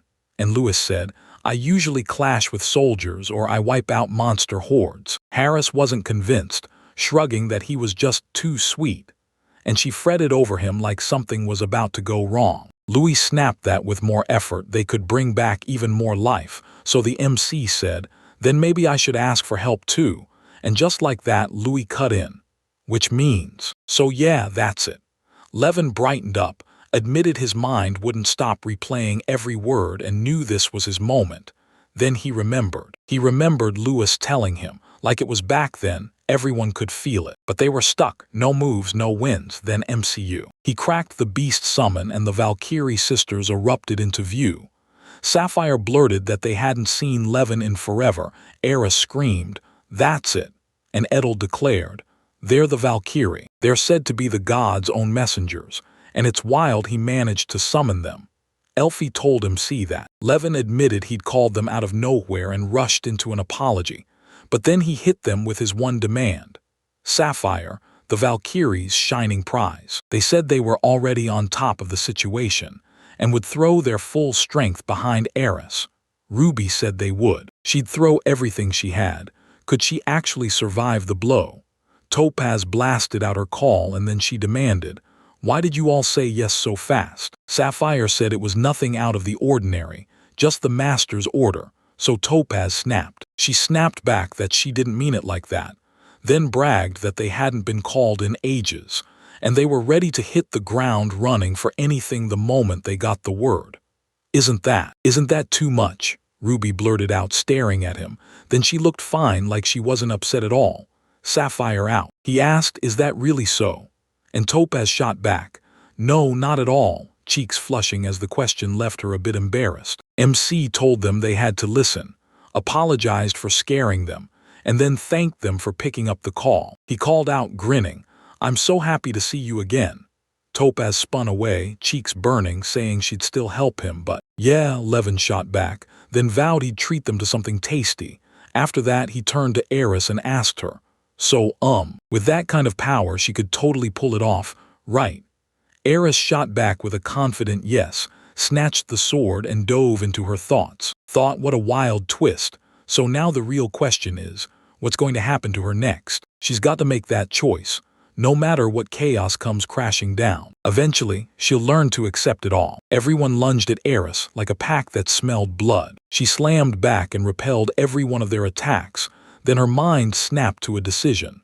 She thought, wow, she suddenly recalled someone telling her she'd be. It was his wife, and it didn't matter that her time was running out. To live would be bad, because the truth was she'd rather die young. And wow, tell me, isn't that the most amazing thing you've heard after everything he said? With those words, Eris stepped into a whole new state, like something inside her just flipped. On a pitch-black night, right when everything hit, Edel suddenly used. She cast a spell and shattered the curse right off her. Battle McCofton shot the question, "Are you guys all okay?" "Okay." He stared through the smoke and realized it was getting way too thick to see through. He couldn't see a thing, so tell me, what happened next? The next second, a sound crashed into his ears. He spotted Eris sprinting straight at him. She sprouted wings and then she sprinted up to Levin and wrapped him in a tight, unshakable hug. She leaned in and told him, "My body feels weightless, like I can't even fall." She was left reeling, like her brain couldn't process what she was seeing, and she swung her hand in a frantic wave like she had to prove it was real. With arms full of joy, MC leaned in and told her to hold up and wait. And wait, what kind of outfit was she wearing? Eris snapped her gaze to They stared at the outfit and asked, "Is that armor?" Right then, Elfie burst toward them. She rushed up to Eris and blurted, "We did it." Because the curse was gone and now she was grinning, relieved and unstoppable, ready to celebrate. Eris leaned in and demanded the truth. Levin pressed Edel and she just nodded. Yeah, it worked. Elfie lit up and said Eris was back to full life, with the Dark Knight's power completely unlocked. Night settled in, and at that exact moment Topaz stood behind them, claiming she'd bounced every single one of their attacks back. So MC whipped around, staring at them. After that, he pointed at them and said they were all amazing. Then the heir stepped forward. Levin snapped his head around, thanking everyone for jumping in and helping him out. Topaz nodded, saying he even wanted to thank them, because their powers truly saved the day. She said she hadn't worked like this in ages, and now exhaustion hit her hard. Tired and still shocked. He really didn't think she'd work for free, did he? He had to keep his promise, no excuses, so the MC grinned and told her she'd get a stew loaded with hold-up chicken and all that, right? Topaz blurted in shock, demanding, "Wait, do you really remember? Did you remember?" Levin nodded without hesitation, and then Eris leaned in, asking MC, "So you're a holy beast tamer, right?" "Right?" Levin leaned in and asked her why she was targeting Matt. She just smiled and said he was kind to everyone, while the tamers were. They were usually arrogant and throwing insults like they couldn't breathe without them. And the MC straight up asked her if everyone in Cronia was like that. Even Elvin couldn't ignore it. He had to shout that they'd gone too far, and he wanted everyone to be on the same page, to be truly happy.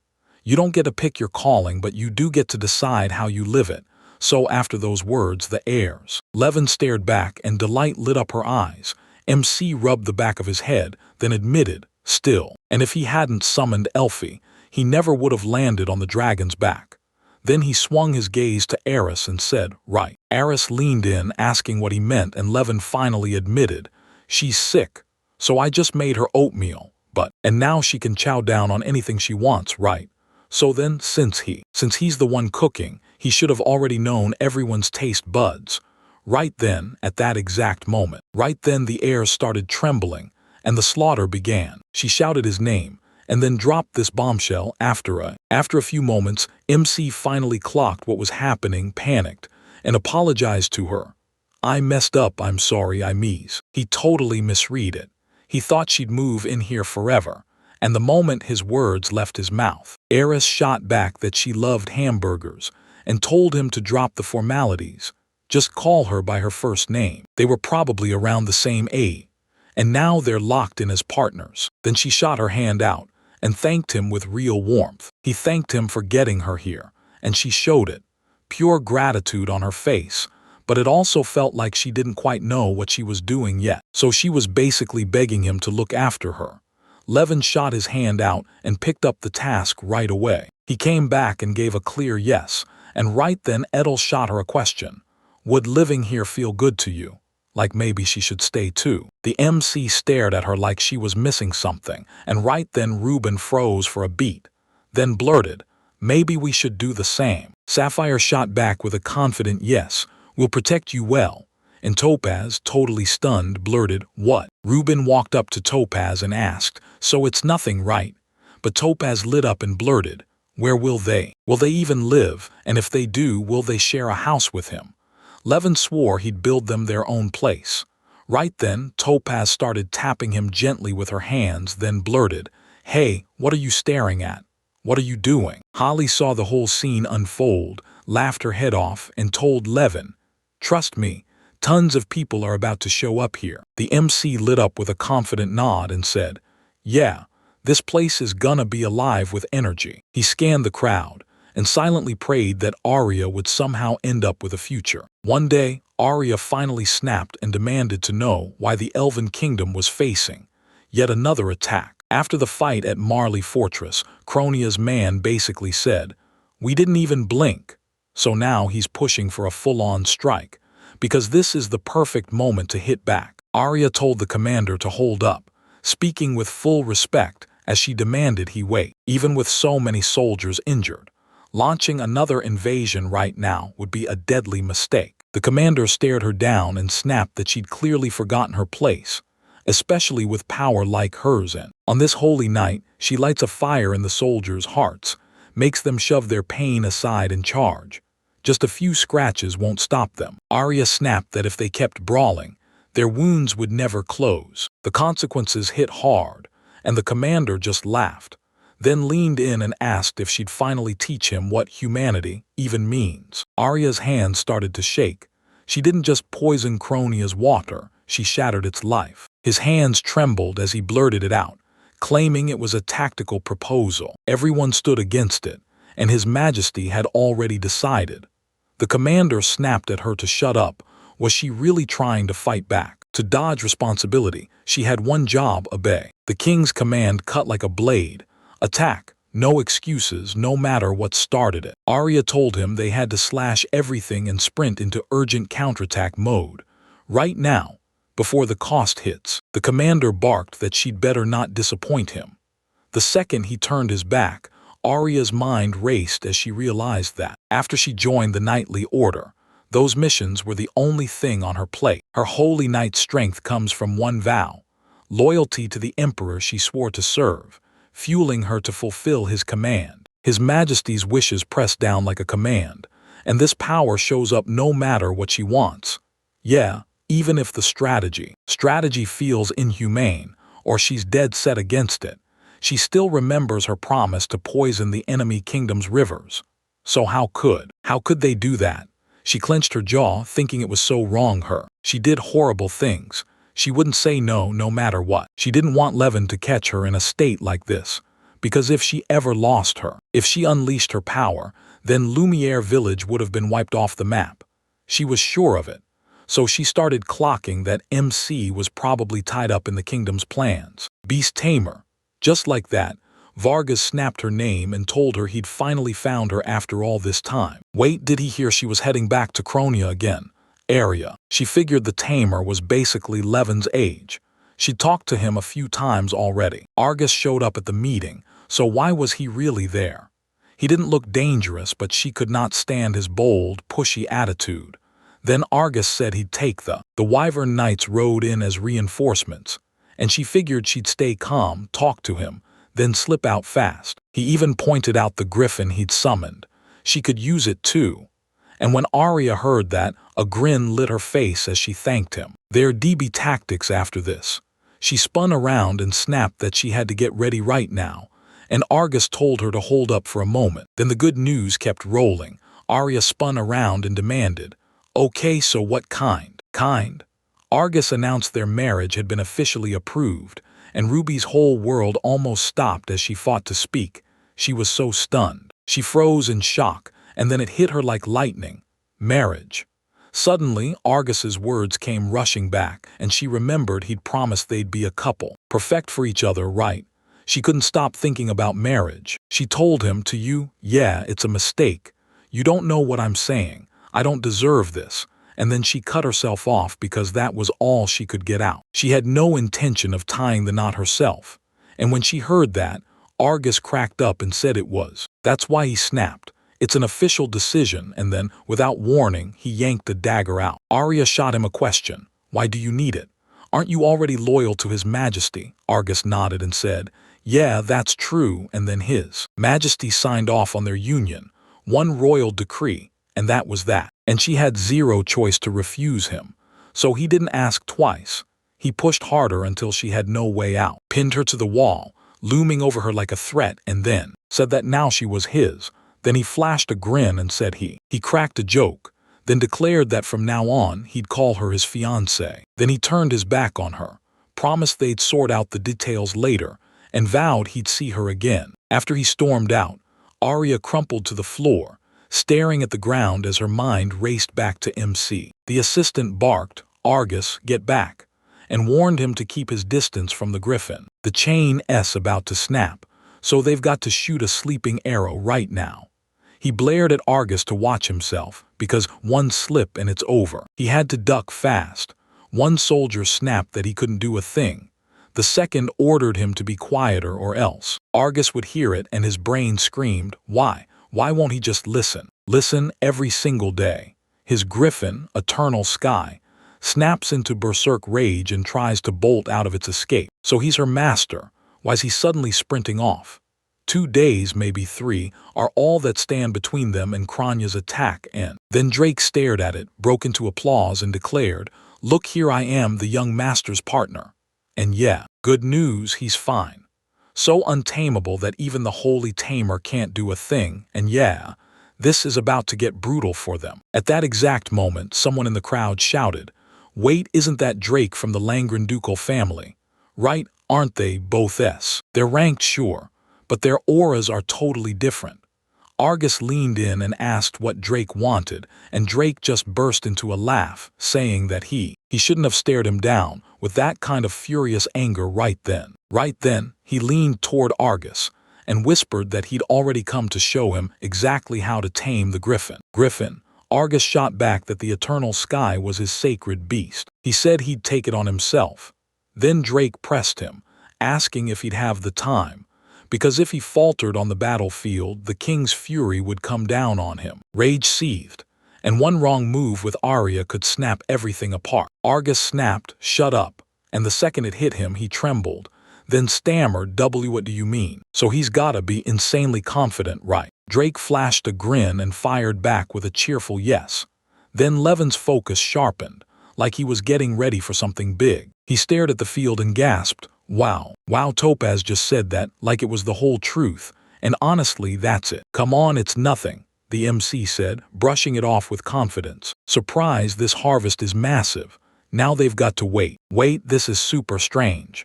Those seeds were only planted a week ago. Topaz let out a satisfied smile and declared, "This is our power, miraculous rain." Then sapphire water, topaz light, and ruby sunlight. Levin asked, and he did all of it. All that speed blasts the plant's growth forward, but is it happening way too fast? After that, then he shot them a grateful look and thanked them, and before he could even catch his breath, Holly barreled up to him and blurted, "This is really." That was the moment everything clicked off. He shut down, swallowed his anger, and then rushed out an apology. He threw out an apology and said, "I've got a fire element. There's no way I can help with farming." Culture, MC cracked, nothing to worry about, and right after that Louis shot back that he could still do something. Then at that exact moment, Sapphire and you whipped out magic. They claimed he could do all the heavy lifting, and Levin figured his comrades were just way too dependable. He shot back, "This is perfect, let's harvest together." And everyone chimed in right on the spot, answered with a big yes at the same moment. And after a little time, MC finally pointed and said, "Here it is, the flower." Flower in hand, Holly pressed Levin. "What are you planning to do with it?" Levin grinned and said he'd already picked a plan. He'd use it to treat everyone. Topaz called it incredibly kind, and Sapphire just smiled, practically vibrating with excitement. Louis strode up to MC and promised he'd back him up, and Levin shot back a thank you before asking if he could get the stove going. Stone oven. Louis nodded yes. The MC shrugged. This recipe looked almost too easy. Toss the ingredients together, then bake it all in the oven, just like he used to let the Valkyries tested it and absolutely loved it, and Louis watched him like, "Yeah, this is straight up top-tier quality." Levin said, "All right, now we shove it in the oven." And he kept thinking about it as it was. It was blazing hot, so he ditched that and cooked something else. While everyone crowded around the table, and Eris leaned in and said it smelled ridiculously delicious. Topaz spotted the food and said it had. That toasted, sweet smell hit the air, and the MC practically urged everyone to dig in. Then he served up a whole wheat scone. Sapphire and Ruby started arguing over the scones. Ruby swore it was her recipe. Sapphire claimed Levin hadn't made anything like that in ages. Then MC chimed in that he had fillings too, and Levin just kept repeating Levin, Levin, Levin like he'd lost his mind. He told her he whipped up clotted cream for Sapphire, ham for Ruby, honey for Topaz, and jam for Eris. And then he started. He rolled out treats for everyone. Topaz grabbed a bite and blurted, "Wait, isn't it perfect, right?" And then right then Alfie leaned in and asked, "What about her?" MC said he built a scone tower and left everyone speechless. She nodded, thanked him with a grateful smile, and then dove straight into her food. Lopez swore he doted on Elfie. Eris acted like he was some kind of miracle dad, and Levin was convinced she'd never stop whining about it. It still wasn't enough. Once everyone finished eating, Elfie grinned and said she was stuffed. Eris lit up and told her that was awesome. MC flashed a grin and credited it all to their help with the harvest. Right as Alfie told them, "I've got to thank you all again." And then she thanked them, right then, straight from her heart. They thanked them for helping the lindworm.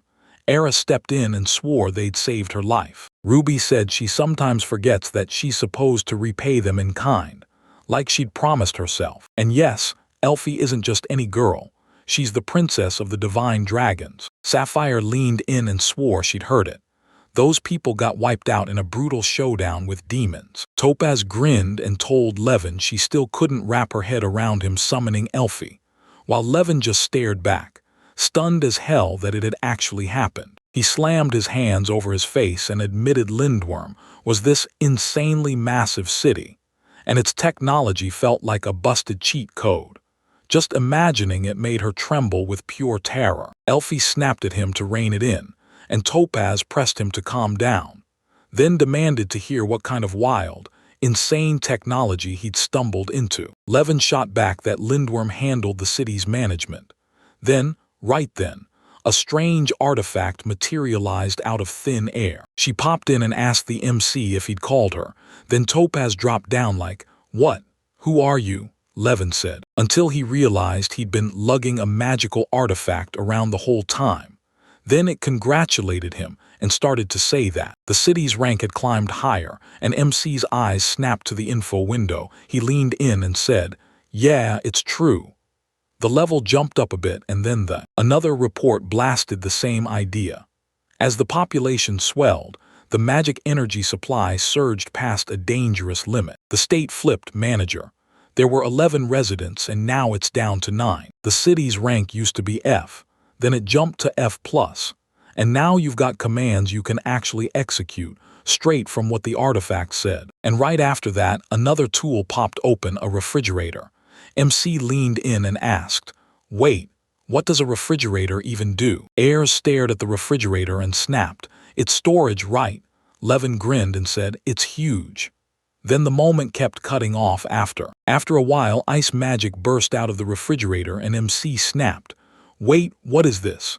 Elfie popped on her glass. She showed off her glasses and insisted it was a magical relic from the ancient city, one that could use ice magic. So Levin snapped, "Why do you keep saying that?"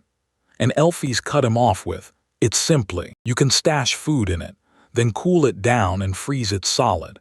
And it even has a bit of magic that slows spoilage, keeping everything fresh for longer." Then MC's voice shook as he asked her about storing food, because with a refrigerator he could pile up tons of veggies and meat. And in his mind, he was already dreaming of cooking up a whole menu of different dishes. Then he thrust his hands up and blared, announcing that from this day on he'd whip up mountains of mouth-watering food. Everyone just had to wait. Topaz shot back, "Is your calling right?" And he had to land an S-rank chef by the next day, right in Sheeland Village. Levin said, "Since we settled this yesterday, I'm heading out to grab vegetables and meat. Now you two, come on, go with me. Go grab some spices." Elfie snapped back with a big yes, and MC told them, "We'll link up later."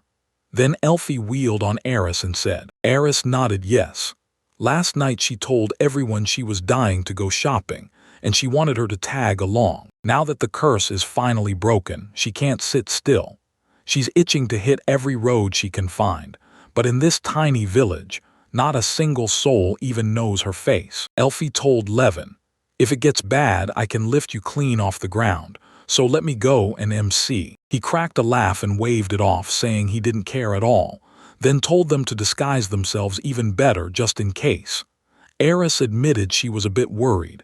Elfie pressed her, asking if she really was. Eris just said, "It's okay. She'll protect her." Eris knew she had to cool off, and honestly Eris thought Elfie was seriously badass. Right then, Elfie pointed toward the counter and shouted that she spotted meat, like right there. So we had to go taste it immediately later. Later on, they dropped onto a bench and tore into the food they just bought, like it was pure treasure. While they were sitting there, Eris suddenly blurts out that they were supposed to go get some. Spices filled the air. Then Elfie leaned in and said, "All right, now we go." Chris was soaking up the city lights when, right then, someone from the crowd came the shouting. So yeah, the rumors were true, and it was only after that. After a bit, Levin finally caught up with the girls and blurted out that he'd snagged a whole mountain of stuff and scored a discount. Then he spotted the girls and Levin immediately demanded, "What's wrong?" Elfie shot them a warning. She'd heard something nasty. And the rumors, they said Alvin was about to strike Cronia. MC told everyone, this is the perfect moment, while Eris was out of the picture. He figured the king must have thought the same thing, and he'd send Arya straight to the front. Harris said it was true because of her. She'd escaped from Cronia. Elfie shot back that none of it was her fault, and Eris immediately snapped, ready to fight her on it. Levin froze, voice cracking as he asked, "What do you want?" Eris stared at him and then, right as her eyes met his, and demanded what MC said, insisting it was her duty as a knight, and that was that. Did her father's injuries plant that fear in her bones? Because Eris is. His face dropped like a stone, and she leaned in, saying, "Maybe so." He told her to stop and really think about what she wanted for real. Eris clasped her hands, and said that then she'd tell them all about it. She had zero interest in playing the aristocrat. Crap, she wanted nothing more than to live in peace right here with Levin. And after that, the rest of them watched as the MC sprang to his feet and announced it. And then he basically snapped his fingers and said, "That's it, everything's decided." And tomorrow they were. They're heading for Marley Castle, but Eris grabs the moment and tells him she's done with that place. So Levin asks, "You know that's." She needs to tell them herself. She's not about to let anyone boss her around. She should finally just say it. No more circling around him. After a while, she finally handed in her resignation. The MC and the girls blasted off and flew straight into the city. Levin shot Eris a worried glance and asked if she was okay. Then Eris answered loudly. She shouted at him, but his words got swallowed by the noise. She couldn't make out a single thing. And right then, he decided to say it again. He asked if she was okay. But before he could finish, time ran out. Elfi hit the ground in a thud, and the second she landed, she blurted, "Marley Castle is under attack." Attack? Levin leaned in and demanded. "Is Elvin's army already here?" He shot back, "No way, this can't be." And MC fired right back, "So that means you're the Durian who hired her. He's the commander of the whole damn unit. So you mean the Night Corps, right?" Eris shot back, "Yes," and warned that if the castle crumbles, Kronia's invasion won't stop. It'll surge on. "Listen, protect Durian is all that matters," Levin told her, and then he pushed the plan. They had to fly through the. Holly shot back that she got it, then blasted straight through the gate without hesitation. MC stared down the attackers, her thoughts snapping to Arya. Was she really here too? If fate was cruel, would they collide again? Before he could even hope, one of the girls blasted him straight in the face. Was he really here? No. She screamed that she'd found Durian, and everyone had to move now, because the hunters were already on their tails. They couldn't go near him. Then right then, the attackers burst out, shouting that they're closing in to crush him. Then they raised their swords and aimed straight at his life. Terrified, Durian shot for his sword and blurted, They had to stop, no more moving closer." Then he snapped with a furious curse. He stared at the sword like it was calling him, then snapped, "This has to be mine." The attacker cut in, saying he'd abandon the soldiers, right there just like that, and bolted off, a move so vile it made my stomach turn. Then he raised a razor-sharp sword and aimed it at. Levin caught his gaze, and the next second he lunged to attack, until Levin surged into the moment right then. Showed up, then the attackers snapped, "What is this? Where did it come from?" And right then, Eris stepped into the scene. The MC leaned in and asked if she was all right. Eris flashed a quick, confident nod and said yes, then explained that he swore he'd arrived just in the nick of time at the. In that exact moment, Durian stared at her like he'd just been hit by lightning, pure shock in his eyes. After a moment, his assistants rushed over and demanded to know if he was really okay. He demanded to know if they were laughing at him. Then, almost at once, he felt death coming, and right in that instant, Gregor noticed. Eris spotted him, and in a shaky voice, she finally worked up the courage to call out to him. The next second, Gregor whipped his hand up and slammed it against her chest, hard enough to cut the air. And that's where the moment left off. He dragged a hand across the face and asked, "So you're back?" Back? Wait, where on earth had she been hiding this whole time? Harris stared him down and said, "I can explain everything." But even then, Gregor cut her off and demanded, "Where's your pride? Tell me, where's it at night when?" Eris shot back decisively that she was done with that. Gregor was stunned and blurted, "What?" But what did she say? Eris cut him off and blurted out that he needs to stay silent. She's here to end the nights. Then Gregor finally asked her. After Eris snapped that she wouldn't listen to him ever again, she shut him out cold. Because all she wanted was to finally be happy. Pride and status didn't matter. She didn't need any of it, and Gregor made sure she understood. She had to. He had to stop. How couldn't she see this was all being done for her future? Harris leaned in and asked about his future. Then he gave a confident yes, and Gregor said that she would. She'd end up marrying a high nobleman, earning her stripes as a knight, and living in pure happiness. Eris looked at him and demanded he wait just a little longer. Levin leaned in and demanded, "Are you dead serious right now?" And Gregor snapped back. MC told him he wasn't listening to Eris's feelings. And man, That selfish move hit like a punch. Fish of him, yeah, that's the whole thing. Will she finally be happy? She became a knight and then she found her. Eris teetered on the brink of death when Gregor snapped at her. In what sense? Levin cut in, saying she'd recently driven into reckless warfare. It sucked the life out of her, so she bolted the moment she could, right when it all came crashing down. At that moment, and right then, Gregor yanked Jurian over and blurted, "I didn't know that," like it was nothing. Except that wasn't what they promised, so Jurian had to ask, "So what does that even mean?" Eris promised him she'd crush Elwyn's invasion and stand guard over Kranya, but it would be her final mission as a knight. Juri's stomach flipped, and she trembling asked. He demanded to know what she meant. Then Eris snapped back that he should just accept her dismissal from the jury and ordered them to stop the ceremony and break the engagement. Then he leaned in and demanded to know what she meant. Out, she needs to stop flipping the rules for no reason, because he won't accept that either. Either the moment the talk with Eris breaks off, or the second he backs out of the order. Eris suddenly asked him. He demanded answers, because if he didn't fully get what was going on, he wouldn't let it slide. If he made that move, Marley Castle would crumble. No debates, no deals, just total collapse. Jurian seized her by the shoulders and snapped that she had to stop messing around. Stop playing around. She's a low-ranking noble and she has no right to act like that. How dare she? She bossed him around. So tell me, how is she even going to survive on her own? Live without his support?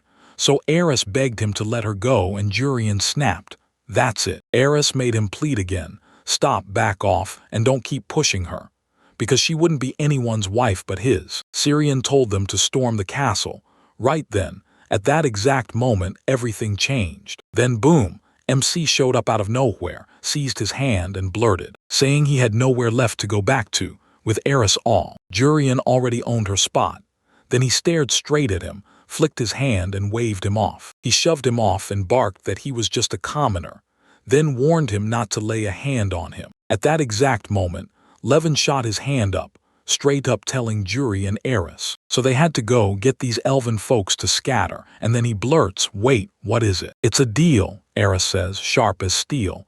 "Only if you agree to every last condition." Just like that, Lindworm burst across the sky, blazing into view. Durian shot his gaze upward, fear slamming into him as he blurted, "What is that?" MC shot back, "It's the continent, in the Continental Dragonland room. Also, there's one more thing. He's got a contract with that rule in hand, they live and breathe it. Because if he refuses Eris, then there's nothing left." He had nothing else to do, so he straight up told Eris, "We've gotta go now." Right then Jurian opened his mouth, snapped, and begged them to stop. At that exact moment, the people of Elwyn kept hunting Jurian, closing in from every shadowy corner. One of the attackers snapped, "I found him, every single one of you get here now. We attack him and he can't." Not if he could help it. Jurian stared at them, terrified out of his mind, while Levin snapped that there were way too many of them. And then he turned to Eris and asked how she was doing. Eris just smiled and said, "I'm fine." Right then, MC dropped to his knees before Jurian and demanded, "So what now?" No, the jury cornered him and demanded, "What is this about?" And Levin yanked out the agreement and shot back, "It's about," then asked him, "Will they really do this?" And at that exact moment, Arya finally spoke up. "The soldiers of Elwyn," she said, this sword holds the will of the goddess who carries fate itself. "Will charge them straight to victory, and they can't let fear get a grip on them, not for a second," and pushed ahead. Right then, a man stood there staring it all down. He burst out laughing and yelled that they'd run, like it was the first time he'd ever seen the truth right in front of him. First time there she was on a holy night, and he locked eyes with Eris. And just like that, he warned the castle was about to collapse, because the impregnable fortress of Cronia turned out to be nothing but an easy target. Pray, because winning feels better when you march your troops straight into victory. And Arya, she shut him down cold and said, flat out, that it was all just her duty. He shook his head hard and told him, "This is everything. Don't you dare underestimate it." Impressive. Arya couldn't stop thinking about how inspiring soldiers and guarding the country felt. Her mission wasn't just personal. It was the whole country, and it had to happen on that holy night. Jury finally put his signature down. right after everything that dragged on. He slammed the agreement down and said it felt brutally humiliating. So why on earth should he sign? MC snapped. Sign it. If that's all you're asking, then can I finally hand over the papers? Rage flared in Jurian's chest. He slapped the agreement into his hands and demanded, So, are you satisfied? Levin stared at the signed agreement, nodded in approval and promised, no hesitation, that he'd use any strategy they demanded to stop the enemy. They officially rubber-stamped Eris's exit from the Order of Knights and cut ties completely. Jurian's grip on the deal snapped, and right after the engagement fell apart, the MC marched straight up to Eris. She said, "This is my freedom," and Eris stared at the agreement, stunned. She dipped her head and snapped back that it wasn't like that. Not yet. They had to sprint to the castle gates, because the Cronia gate wouldn't be able to hold. They kept fighting tooth and nail, until they finally pushed back the Holy Knight. 11 thought the Holy Knight was Arya Eris, said that silver demon wasn't some monster at all. It was the Holy Knight, and she'd trapped her during the last battle. Her power finally ran dry, so the Dark Knight couldn't show up for the battlefield anymore. After that, Eris burst into laughter and said that. She said she felt the same, and then she grinned, promising she'd use it to her advantage, and that's when she told MC. Realize he needs to get her father to safety, just as Gregor suddenly calls her and orders, "You must." He had to stop. He couldn't stand by and let Eris take another hit if her lifespan was going to get any shorter, so when the moment slammed down, Edel stepped between him and Eris and told him, "Don't worry." Gregor stared, asking, "What is this?" Levin stayed calm and said it was Edel, the holy beast. Gregor pressed for the answer again. "Is that the holy beast?"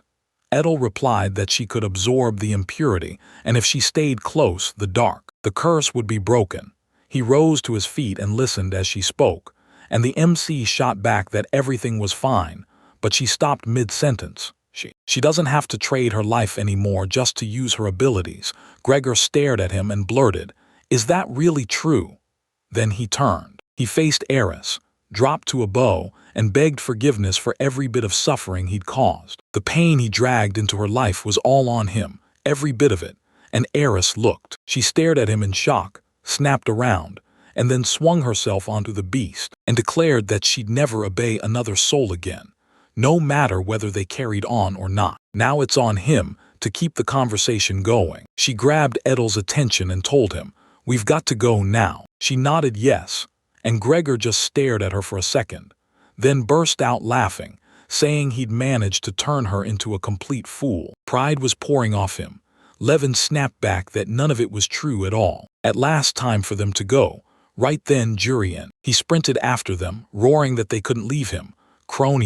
During the days of the Marley Fortress raids, the crowd kept screaming that Elvin's army was still getting attacked. Charging in, the archers and shield-bearers were nearly wiped out, completely overrun, destroyed.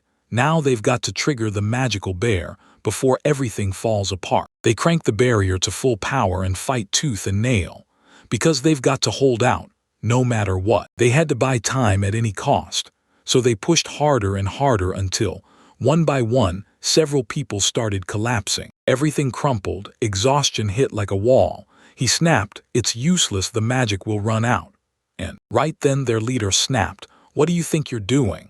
And a soldier blurted, "Did the magical barrier vanish? We have to move now. They've got to tear down the Cronian flag, every last piece of it." The Ronian roared that they were slamming forward, attack after attack, until still they barreled onward, like this was the last step before everything ended. And then, right at that moment, airs swooped from the sky. Edel streaked down from above, and as the people stared in total shock, they couldn't believe what they were seeing. And right then, Eris barked at the soldiers that they had to smash into Cronian territory. With the barrier finally shattered, it was time to rip the gate apart. "Gates, then we move forward," Ares said. She swore she wouldn't, and right then, she started too. He vowed to take on every soldier alone. Arya stared at it, then blurted, "What is this?" He blurted, "What is this?" And then it hit him, "It's the Dark Knight. Why is she here?" Eris grinned and stared at us like. Arya's jaw dropped in pure shock. He looked you dead in the eye and claimed, "I'm the Dark Knight from Cronia," like that was supposed to make sense. That wasn't the deal they made. She needs to launch her attack right now. Arya told us we do it. Just like that right there. Right then, she stormed in and tried to strike Eris down. Eris thanked her one last time, and Arya confessed she couldn't believe it. Eris was sure she couldn't fight anymore. Not yet. Eris grinned and told him, "Look, I'm perfectly fine. I'm totally okay." All right, looks like her dream of finally retiring was about to come true for real. Arya snapped, "What?" as Eris grinned and promised she'd land one final real beating. Time. Right then, the girls exploded into a full-on brawl. Arya couldn't believe what she was seeing. Because the last time, it had gone completely different. She wasn't holding back at all. She was unleashing her attack like a storm with every ounce of strength she had. She refused to slip. No matter what, she would not lose. She had to protect him. Right then, her heart slammed into panic as her words cut off. She froze and wondered, what am I supposed to protect? MC glanced at them. Their clash raged on, and they were convinced with zero doubt that it had to be Arya. Why is she a silver demon? That doesn't make sense at all. Arya would never agree to that. Eris cut in and warned her that Arya snapped that she couldn't order them to pull back the troops. Do that, Eris snapped. And then she warned if it really turned out like that, then she'd step in and drive them back, straight by force. Right then, she snapped her wings open like thunder breaking the sky. She jabbed the sword at Arya's chest and barked. The fight's outcome was already written in the air. She had to. If they admit defeat, you pull the troops, because the battle ends right there. Arya blurted out that she couldn't do that. Right then, Argus burst into her space and shouted, "I'm here." He let out a laugh and asked her straight up if she'd been waiting for him. Right at that moment, Holly leaned in and told Levin the Great. But the Griffin was standing right there. MC's heart leapt, because he thought it was the one Argus had called during the ritual, no doubt about it, but his eyes burned red. Could that be the reason? Levin snapped to Holly that she had to help him. Then he stared her down, right into the next moment, into the Griffin's eyes, and his voice shook as he said that everyone here was in real danger. Argus blared at the Griffin, yelling that they had to push forward right now. They said they had to smash Kranya. And then the Griffin let out a thunderous roar that shook the whole place. The crowd erupted, yelling that Argus the Griffin was here, like they were moments away from smashing into the castle. Argus leaned in, praised the Griffin, and told it to go out and do the next thing. No hesitation. Right then, the Griffin snapped its head around and stared at him. Then the allies snapped into action and charged in, unleashing a full-on assault. She couldn't wrap her head around why it was lashing out at its own allies, and she blurted out a question. He cornered Argus and demanded to know why it was slaughtering its own. Argus stared at her and snapped, "So what?" And you know what? Arya snapped that right now it couldn't tell his enemies from everyone else. Enemies closed in. Then Argus turned to her and demanded, "What difference does it make?" Did the Cronian army finally start shrinking, like the strength was draining out of them? Arya snapped back. If the allies got crushed, then what? Argus cut him off and said it wasn't her problem anymore. So what was even the point? With her strength alone, soldiers could be used however they pleased, right? Right then, the Griffin launched back into the sky. Again, Arya's whole body shivered, convinced the pain was ripping through her. Tearing into the moment of chaos, the Griffin hurtled toward the others. Then, just as everything hit full force, Eris finally showed up, and a soldier snapped for her. She turned and told him she was. They clutched a Griffin in their arms, but the real problem was this. Every spark of magic was draining, and they had to refill it fast. Cronia wouldn't crack, at least, not as long as they kept fighting back. It's no accident they're famous for their unbreakable, wavering strength, because their pride is on the line and it's shaking with every breath. Steel resolve in his bones, so he makes the enemy feel it. Her speech lit a fire in them, and the chargers immediately swore they'd stand by her, no matter what. They were Cronia's shield, and MC swore that Cronia could finally be handed over to Eris, safe and sound. Elfie called Levin and blurted, "The Griffin's energy flow is messed up, something seriously wrong." It looked like reality itself was warping, and the MC snapped, convinced he'd lost his mind while he started swinging at everyone, no rhyme or reason. His eyes flashed scarlet, like some sick potion had him bent and breaking under forced submission. Argus had summoned the Griffin, so how did this spiral so fast? He grabbed Holly and told her they had to stop the madness. Would she back him up? Holly didn't hesitate and said he'd count on her. She'd do anything for him, no hesitation, and right then, Margus beamed with joy as he soared high on the back of a griffin. A while back, Argus bet everything on that plan. He grabbed the potion and he held it up and demanded, "Is this a potion for eternal sky? And are you really sure it's safe?" Today, Drake didn't just say it, he proved it. He shoved the medicine at other beasts, and the griffin still got healed. But it had to get a little wild. That was the whole point. He needed to prove he could steer this chaos like a pro with control of the reins. Argus figured he'd pulled off everything right because the main. So the only thing that mattered was victory, right? Now he's back on the battlefield. Argus stared at Arya with pure disgust and said she always did everything at a snail's pace. Then he snapped, "Hey," glaring at her. "What is she doing? She has to light a fire in the army because that's her job, her duty. Our duty is a direct order from His Majesty the King." She snapped her gaze downward and clenched her fists. Right then, when everything shifted, the griffin snapped and chose violence, rebelling with one clear mission: attack Arya. Argus barked at him to shut it down and calm down.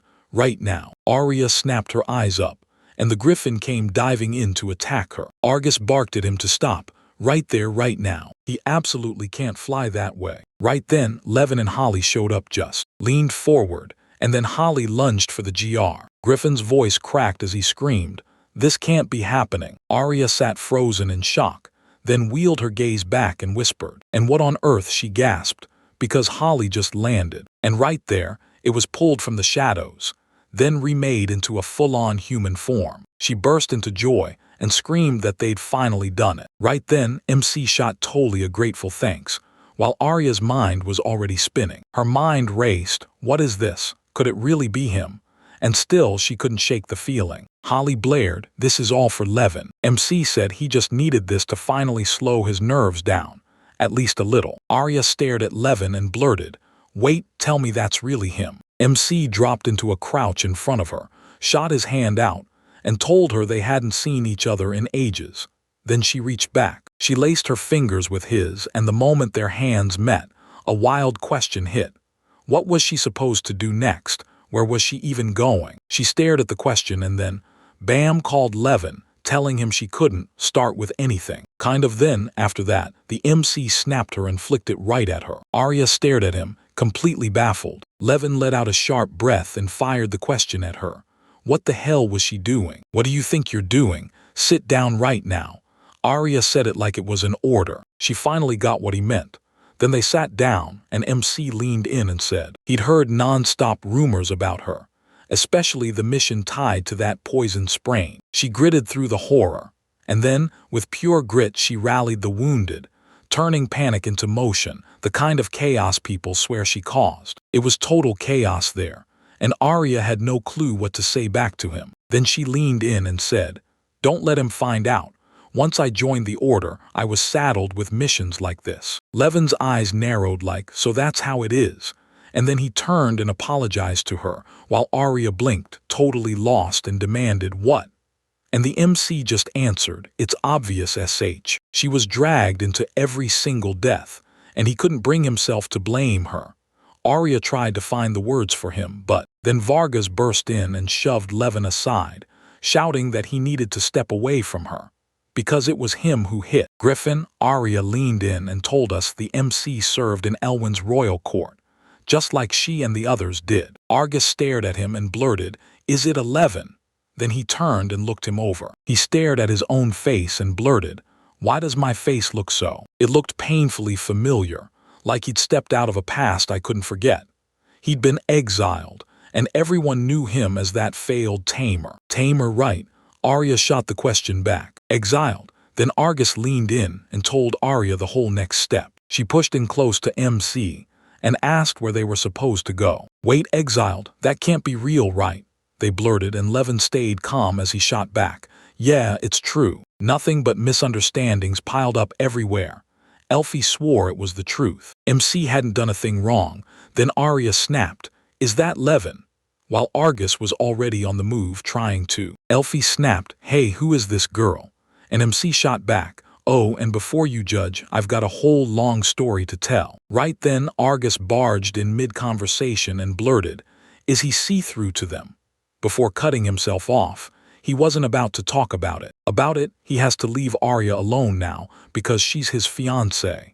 So he needs to get out of here, and just then, Elfie stood right behind him, fists clenched, pure fury in her eyes, snapping that this couldn't happen, and that he had no right to be here at all. Then she shoved him back with all her strength, and she barked, said that Levin had a conversation that could change everything. Arya, switching between her human and dragon forms, demanded answers and asked if she truly was the legendary dragon.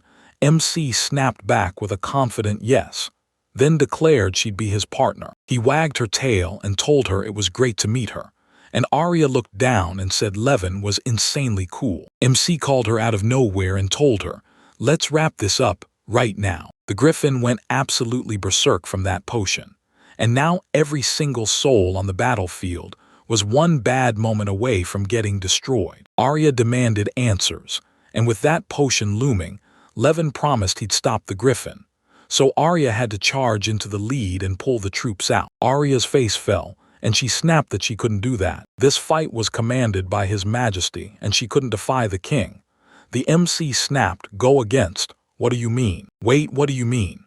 Right then, Holly cut in mid-sentence and told Levin the Griffin was already flying this way, but hadn't woken up yet. She barked at Arya and MC to scramble onto her back, and Levin felt like they were flying way too fast. He made it in time, barely, right at the last second.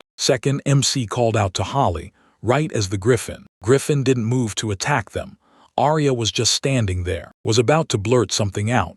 Then Elfie snapped her to silence. The Griffin finally found them, and the second they did, Levin blurted, "Mom, Mom." He grinned and wrapped his arms around him in a huge, happy hug. Tears welled up in his eyes. Levin snapped that the Griffin wasn't his mother, and the Griffin swore it had been hunting for him this whole time. Finally, after all that searching, he'd found him, his true master. The MC's mind raced.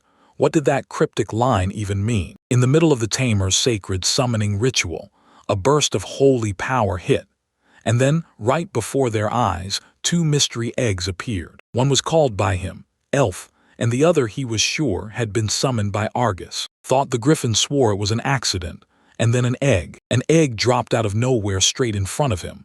Then Levin came up, right after, who called them forth, both eggs, and the MC just couldn't wrap his head around it, like there was no way that was real. Argus wasn't the Griffin's master, so there was only one option left: strap him up and force him into a fight with a potion. Since Hal had been banished, the king had them treat him. King, even sacred beasts are just tools. If the Griffin doesn't want to obey, it can't, and it can't do it the other way either, nor can. Nor could it really sprint away. The truth was, he'd been hit with heavy medication just to survive that fight. While the battle raged, he pressed through the chaos, hunting for him. Then Levin threw his arms around the Griffin, apologized for keeping everyone waiting and leaving him alone behind the cold silence, and then he apologized again, saying that he told him everything was okay now, and promised he'd look after him from this moment on. The Griffin trembled with pure joy and shot back, "Yes." MC paused for a beat, then promised he'd take care of even more. Not just the Griffin. When he saw it, rage lit his blood on fire. Everyone got drained, used up, wiped out, and left running on fumes. To save the kingdom, no matter how many lives get cut down, how many hearts get crushed, even after getting a solid calling, he still ends up squandering it, trading it away just to sell. Selfish wars. What was the point of serving in a cause like that if it only fed the greed? A whole country. Arya suddenly shouted Levin's name. She was convinced it was her. Right then, MC whipped around to face her and fired off. "So you are you?" She asks if she can tag along. And suddenly they're racing to break free from They left the kingdom behind and built a life together. These words hit Arya so hard she started thinking she was She reached out for his hand, then froze. Something hit her memory like a lightning bolt. He yanked her hand away, then shouted her name like it meant everything. She blurted out, "I can't go if it's both of you. Leave it, because the moment you do, the fate of Lumiere's village hangs in the balance. The state will cut off its support, and if that happens, everything's on the line." the terrifying chance they'll flip the script and start taking revenge. She refuses to even go there, because he's begging for forgiveness. And the moment he was exiled, she cut him off, interrupting him right there. She cut him off and swore he wasn't to blame for a thing, right? Maybe they should sit down and talk it out before the misunderstanding turns into something worse. He said they wouldn't be able to do that. Then she fired back that she started grilling for answers, and he calmly called. It was called Lindworm, and the instant it sensed him, it shot out of nowhere and went straight for, and called him sir, and Levin snapped back saying it was another. And that beast he bound with a contract. It's his home now, and he's here to stay, and he lives there, but even so it's still nothing at all. It's nothing but ruins. Yet with Elfie by his side, they're clawing their way back, one rebuilt piece at a time. She froze when she heard it, then blurted out, "Wait, are you really living on that dragoness back right now?" He nodded straight up. He nodded and said he'd finally found his place there. But she sank with grief over what she heard and could. He couldn't get a word out, but he still insisted that this didn't mean he'd quit for good. Lumiere. He wanted to drag the entire village straight to Lindworm, because the ground there was soft, and the water it was theirs to claim. No single country owned it. And even without a sponsor, they'd forge their own future anyway. She was completely caught off guard because it never even crossed her mind. Then she stepped up to him and bluntly said, "There's no easy answer." As the knight and commander, it was her duty to lead this battle, so he said, "If that's the truth, then we have to end the brawling for good." Later on, deep down in the Cronia gold mine, Jurian blared that they had to dig even faster. They weren't allowed to rest. He kept hammering them forward, shouting as he stared at. He scooped up every little bit of gold, but it still wasn't enough. Because it was way too soon, and the protagonist, along with the others, marched up to him and told him, straight up, that there were plenty of people. They shoved in closer and he greeted them on instinct. Then fear hit like thunder as he blurted, "Why are you here?" Like they could answer, but of course they can't. "Come here, this is his turf. Everyone out now." He spoke in a calm voice like the storm was already decided. The look on his face is pure nerves. He's about to bolt again, right? He laid out why they were fighting. Elvin's invasion is hunting for the gold mine that's rightfully his, and then, if Tanya loses, the kingdom's army will storm in and level this place. Then he'll rip through the mine, grab the money, and use it to escape, right? He shook his head, looking totally lost, and the soldiers caught He heard it, snapped his head around, yelled at him, and demanded to know what it all meant. They were hearing it for the first time. Could Cronia really fall and lose? Rage flared in his chest. Because of this, he snapped it out loud. "You all shut up, this isn't your business, just keep digging. Keep going right now." They shot each other confused looks and blurted, "Wait. He's the commander of the nightly order on the border, right? Shouldn't he be on the battlefield right now? This has nothing to do with digging anymore." Rage surged harder in him and he snapped, loud enough to shake the room, "Where are they?" Cutting himself off mid-sentence, like the answer was suddenly too big to say. Manners. He was a total nobody, good for nothing but digging his way through life. And then he jerked his finger to the side and roared, "Where's Eris right now?" Because he'd handed everything over to her, after all, and then Cronia would. He snapped, "If it fails, it's all on you." Then he nodded calmly and said, "If Cronia wins, the invasion starts over again. If they lose, that gold gets snatched by the enemy, and once it's in their hands, there's no stopping the disaster. So they have to destroy it. I've got the fastest way to end this battle." And when I say it, he's hit with pure shock, like his brain just short-circuited. I mean, what is he even going on about? This commoner really thinks he can act arrogant. He has zero right to do this. He reaches for the document, and the whole room knows it. He pulled out the document and demanded, "Did you really forget you signed this?" He realizes it all comes down to his word. An agreement that shuts down the invasion for good. Any operation was on the table. Urian froze in shock, then blurted out, "That's why the place is shutting down. He's apologizing, and they've got to evacuate right now." The workers gladly nodded and started walking out, and he snapped, loud and furious, telling them to stop, but not a single person bothered to listen. With a grin, the MC said everyone looked happy, and the workers snapped their heads toward him. "Of course," they said, because we'll finally be free of you. He told them there was even a quarry right where he lived. If they wanted, they could come check it out, but they'd better bring experienced people. They nodded right away and jumped into the discussion. Then he called Elfi. He asked her to place a barrier near the mine, just in case he felt like going there. She wanted to slash the fallout from that explosion, and she gave a firm nod. She agreed. Arya snapped his attention and called his name, then pressed hard. Was he really about to destroy the mine? He nodded along, then confessed he just wants her to be happy. And she's dead set on doing anything for this, anything at all, His eyes went wide, and he blurted that the guy delivered all that craziness with ice-cold calm. He told them to shut it down, then ordered everyone to start prepping right now. Pairing, then they rocketed upward, and a blinding flash lit everything up. A flash of light tore across the distance, and he blurted out, said it was a signal. Then he okayed Lindworm to move, and he snapped, "Do it," right away. Said he could trust it. He shot closer, shut out everything else, and started to. Ripping energy roared in his mouth, and all the soldiers nearby knew. I caught it. Korean stepped in and shouted at them, loud and clear, to stop. He swore he wasn't going to, but he never even heard it. Then he unleashed a ferocious beam that blasted straight into the mine. The soldiers stared in disbelief at what they saw, then blurted the question out at the top of their lungs. What was that? They snapped, and the observation squad had to. You've got to report to every unit, because a giant dragon just burst into the sky out of nowhere. A fiery beam swallowed the gold mine in flames, and he swore he saw it all with his own eyes. He didn't even want to believe it. Then it hit him. Could this really be Crony's secret weapon? Elvin's army is falling back, and they can't beat it, so they have to run too, because he already felt something was terribly wrong. Was it the dragon's fault that the air suddenly turned freezing? Eris snapped her gaze away and blurted out Levin's name, shocked. They dropped in nearby, and Holly, grinning, called her mom to say both armies were pulling back. He nodded, agreeing that everything had gone perfectly.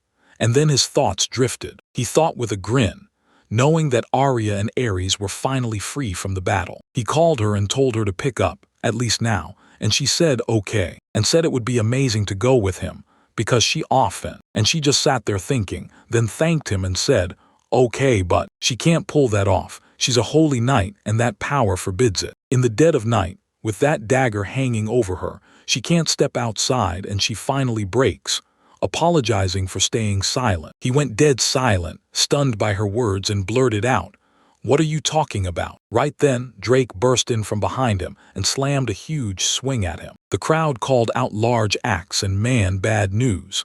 Said the Holy Knight was already taken, leaving the protagonist. The antagonist spun toward him at the sound of his voice, eyes wide with fear, and blurted, "Who the?" Alfie clocked it in an instant, panic rising, and blurted to her mom with worry in her voice. Rage and silence gripped the air as they stood right in front of him, and she shifted into her form and slammed into his attack, blocking it cold. He shoved his transformed hand forward, then snapped to the side and smirked.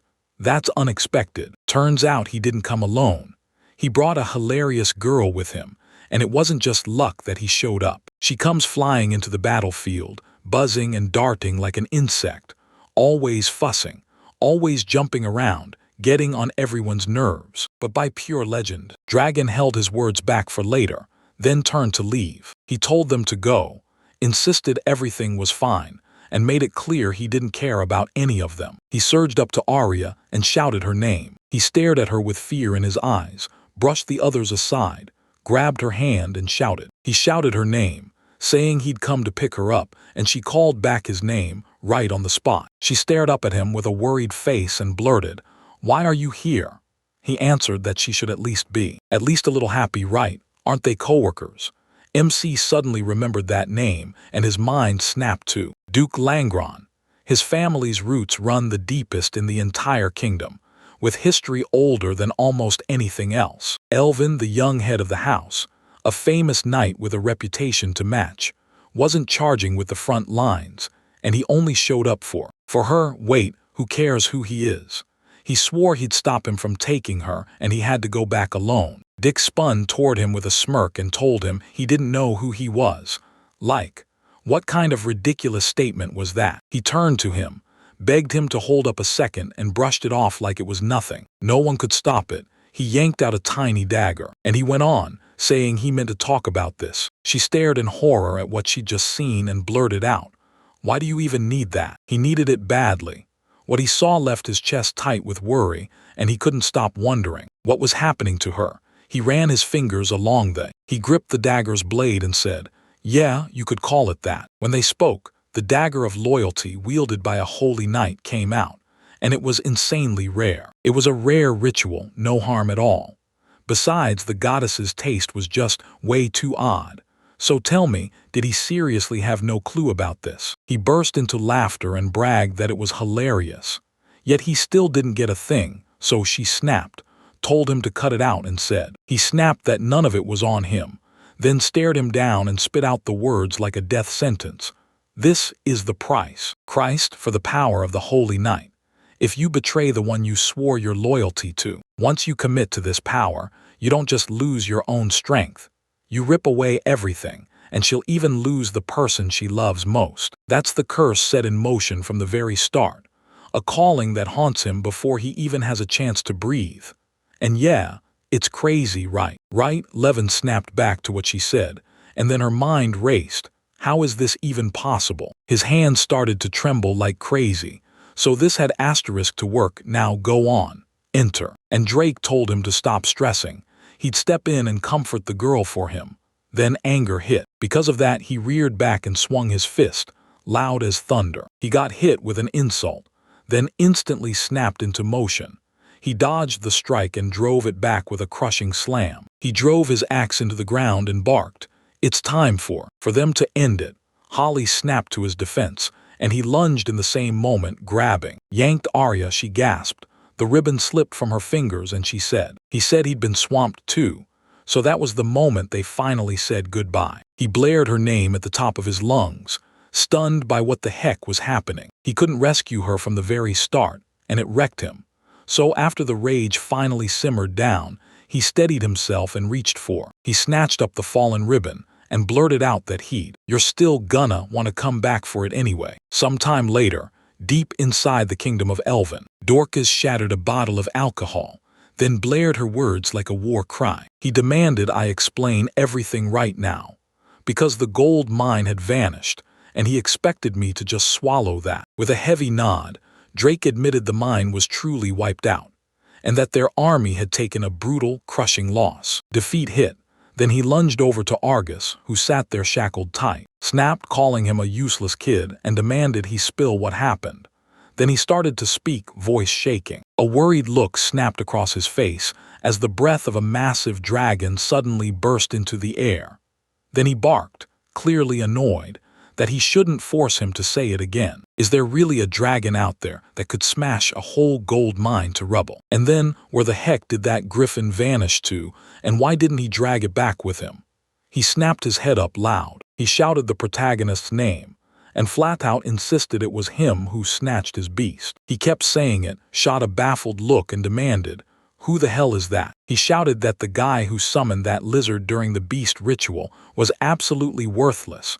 Plain and simple. Worthless tamer. Drake leaned in close and hissed, "Who else is worthless?" Dorcas remembered. He remembered him, swore that such a person really existed, and even flat out contradicted him. Was it really him who caught the griffin? He nodded, then muttered that somehow the holy beast just wouldn't obey. Obey him. When the king heard that through the glass, rage exploded across his face. The next second, he leaned in and yelled that this loser shouldn't lie. He couldn't even summon a beast, yet he's supposed to be capable of something like that. He cut them off and snapped, "That's it, no more of this farce." Then he turned and said, "Your Majesty." His judgment back then was dead wrong, because it wasn't some lizard at all, it was a sacred dragon. Rage surged through him, and he blurted at the top of his lungs what this was and why they taught him it. He stared at the guy and said it like it was nothing, and the guy admitted the same thing. He'd brought a tiny white dragon, and then a massive dragon slammed into the battlefield and crushed the gold mine, leaving the survivors scrambling, probably the ones from a legendary dragon family. Before he could even get a word out about that lizard, his face went white, and he blurted that he better not spout such nonsense. He replayed that day in his head, then swore that right then and there, nobody even dared to bring it up. Right then, Zex burst into the hall and demanded that he listen carefully. The legendary beast tamer, Gideon, has the uncanny knack to know everything he can command, every beast he turns. He wheeled on him and spoke with full seriousness. Tell the truth about your mistake. He finally learned the truth in the library. Then Dorcas snapped with a glaring look.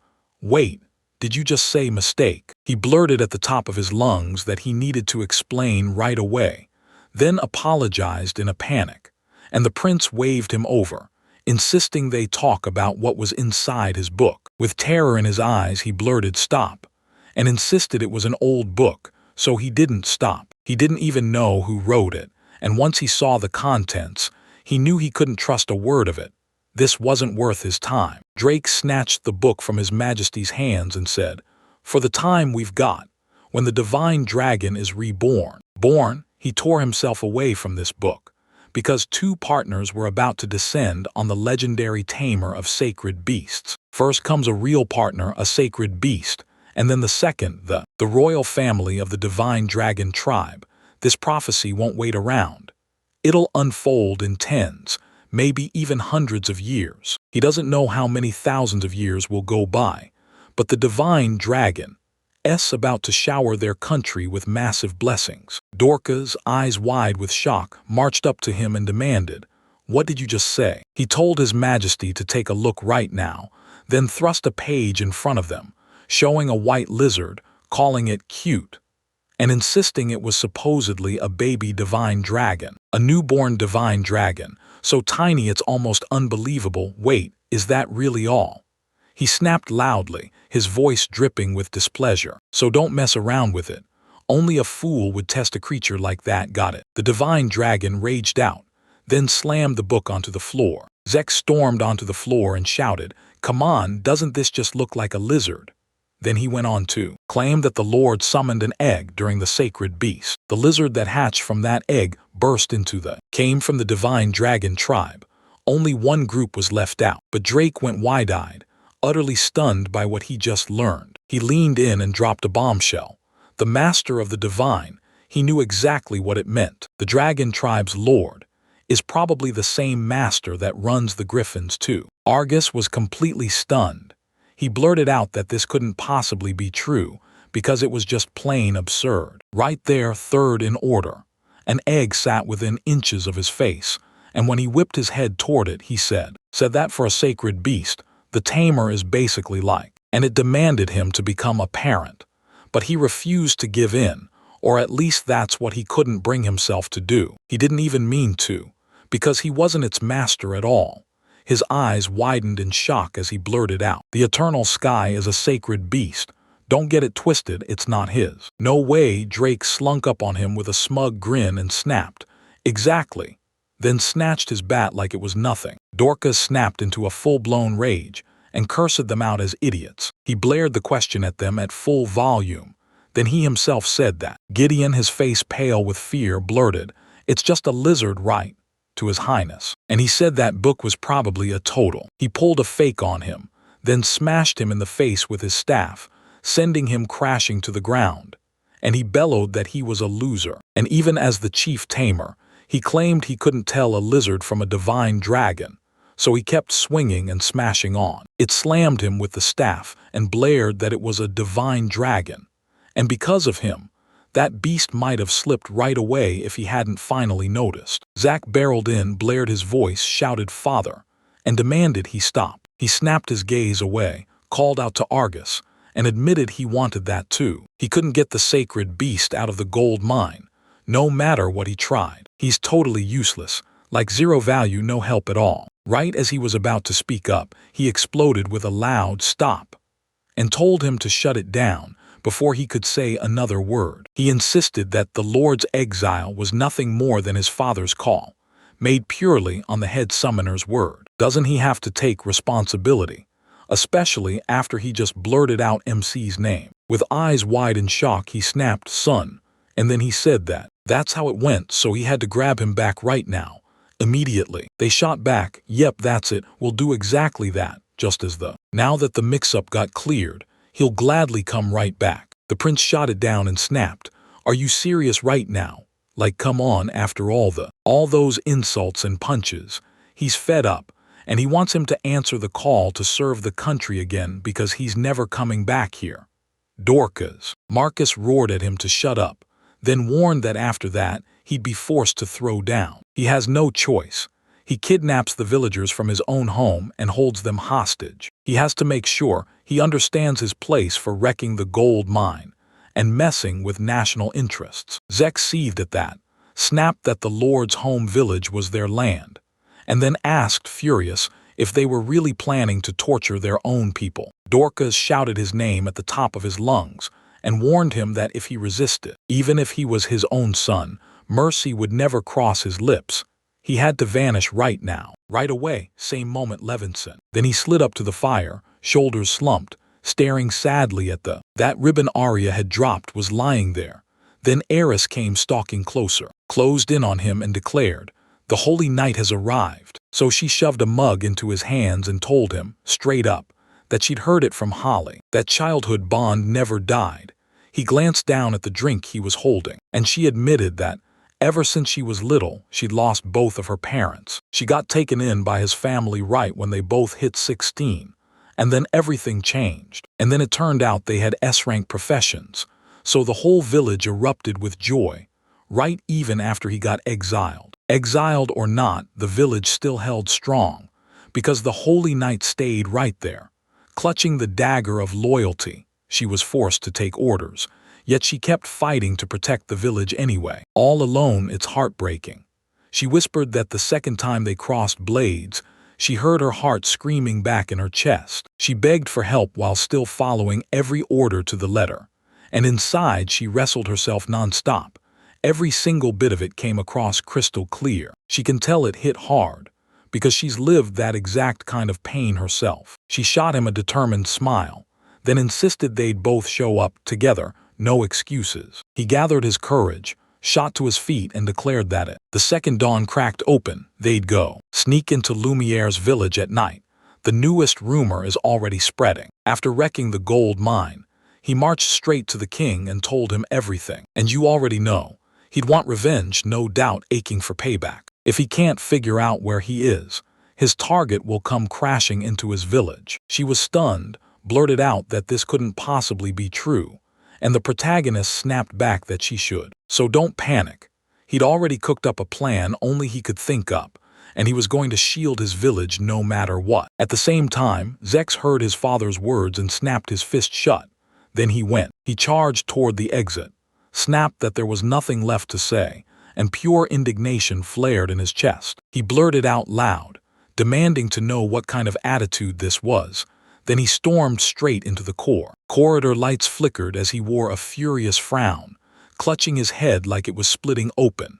Night after night rolled on and dragged him forward, and he kept apologizing for he swallowed the noise and promised, "I'll head back to my room for a bit." Then told them to run to him if anything happened, and they agreed. And the moment he walked out, they were already slinging apologies at him, because they knew, from their own mouths, that saying stuff like that could get you killed. He demanded to be the king's son, and then he started marching like the throne was already his. He strode down the corridor, then snapped around the second someone shouted, "Your Highness," and wished him a bright good afternoon. He spun around, shouted Alan, and demanded how his son was doing. With a bright grin, he practically bragged that he was way too full of energy.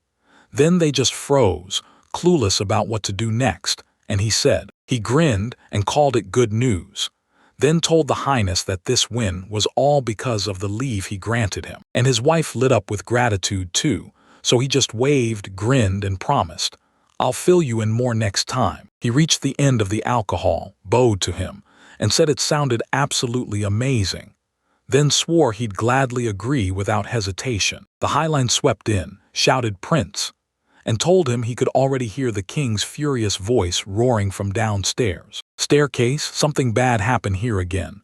Zex shrugged and said it was always like this. He couldn't afford to stress over it.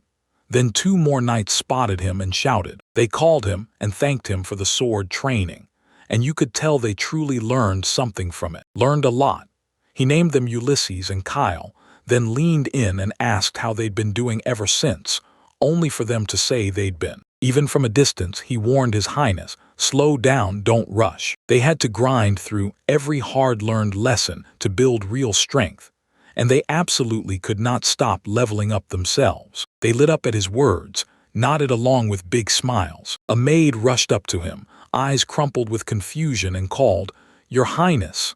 Then she held out the bad news she'd brought. She clutched the basket and told him that this year pomegranates were finally arriving from her home village. Then she begged her parents' wish to get His Highness to try them again. He snatched the basket of fruit with a grateful smile, then praised the pomegranates from Aldo, saying they shine with a richer color and a bolder, sweeter taste than anywhere else. He'd shut the door and eat it in his room. Then he pushed farther down the corridor, and other maids totally noticed him. He turns to her, and she grins and tells him he's still as handsome as ever. Then she steps up to His Highness and dares to ask him to marry her. She nudges him to take her out next time, and he freezes for a second, totally baffled, then blurts that they shouldn't expect the impossible from him. He pushed the point that he had to get back to his post immediately. He finally made it, then stumbled into his room, shut the door with a heavy, tired sigh, and he sprinted across the room and flopped face first onto the bed. Then his momentum surged as he started losing his mind, screaming into the pillow, then jerked his head up, and he snapped that he couldn't take it anymore. It was eating him alive. Impossible. He'd hit the wall, completely maxed out, and compared to his father, it was way worse. Had way more talent, and way more people cheering for him. It was a cruel twist of fate for him. With a tired glare, he snapped that he'd have to clean up his mess again, because that's just how it's always been. His father's mistakes, over and over, just cleaning up after some loser. Every second felt pointless, and he hated every single bit of it. He started doing it all out of sheer rage. Like that damned father pushed him too far. He started rolling around on the bed, shouting through clenched teeth, "Who the hell is the trash and scum here? Whose mouth?" His mouth was basically the only voice he had, spitting the words like a curse. He was disgusting, just like Dorcas, and you could feel it. Their country was done for. Once he was done, he ripped the pillow apart and muttered a curse under his breath. But then bam, someone thundered on his door, and the knight shouted for the prince by name. He asked for a quick moment, then swung the door open, waved him in, and he bowed low and begged for forgiveness, saying it was an order from His Majesty. He had to rush to the village of Lumiere right now and finish the mission, or he'd get hit with brutal punishment. With a heavy, sad stare, he said this village is the homeland of that lord. He finally got it all, then dashed off to get everything ready right away.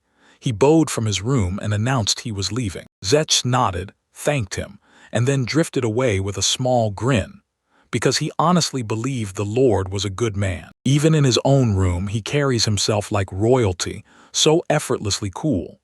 Then he flops back onto his bed and buries his face down in it, face first, like he's done pretending. He yanked the torn pillow into his arms and blasted out loud curses at his father. After what felt like an eternity, the king dropped onto his throne and declared, "That's just how it is," because his son was already gone. The prince showed up in person, and that summoner couldn't possibly say no because of them more. The task demanded more than slack effort.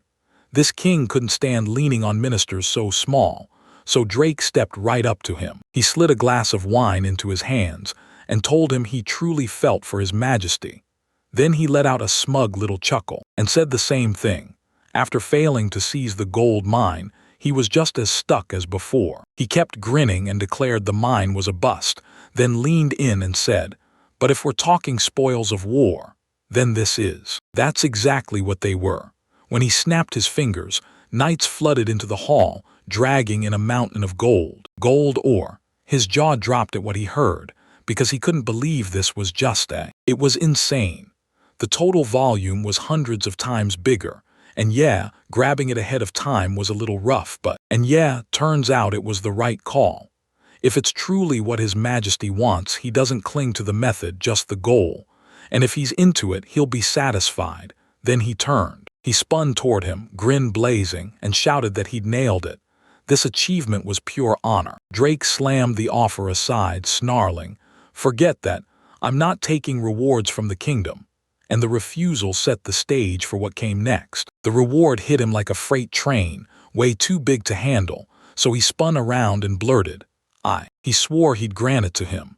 Like, whatever he demanded, he could ask for it all. With a sly grin stretching across his face, he leaned in and said, "Then I want the holy night." Night falls and Arya's in the middle of it. Dorcas doesn't hesitate, clutches the gold ore like it's life itself, and hugs it tight, and Argus exploded in outrage, roaring at him. She made him stand there and declared with total certainty that she was his bride.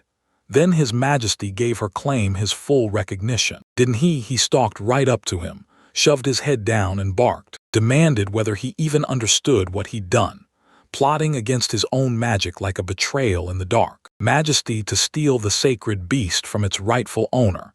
Yet a monster like him wasn't worthy of it. He was headed to be the groom of a holy night when he spun around, snapped at His Majesty, and demanded what they planned to do with that garbage. Then he dismissed it and declared he'd hand it to him. And honestly, he was sick of chewing on these losers day after day.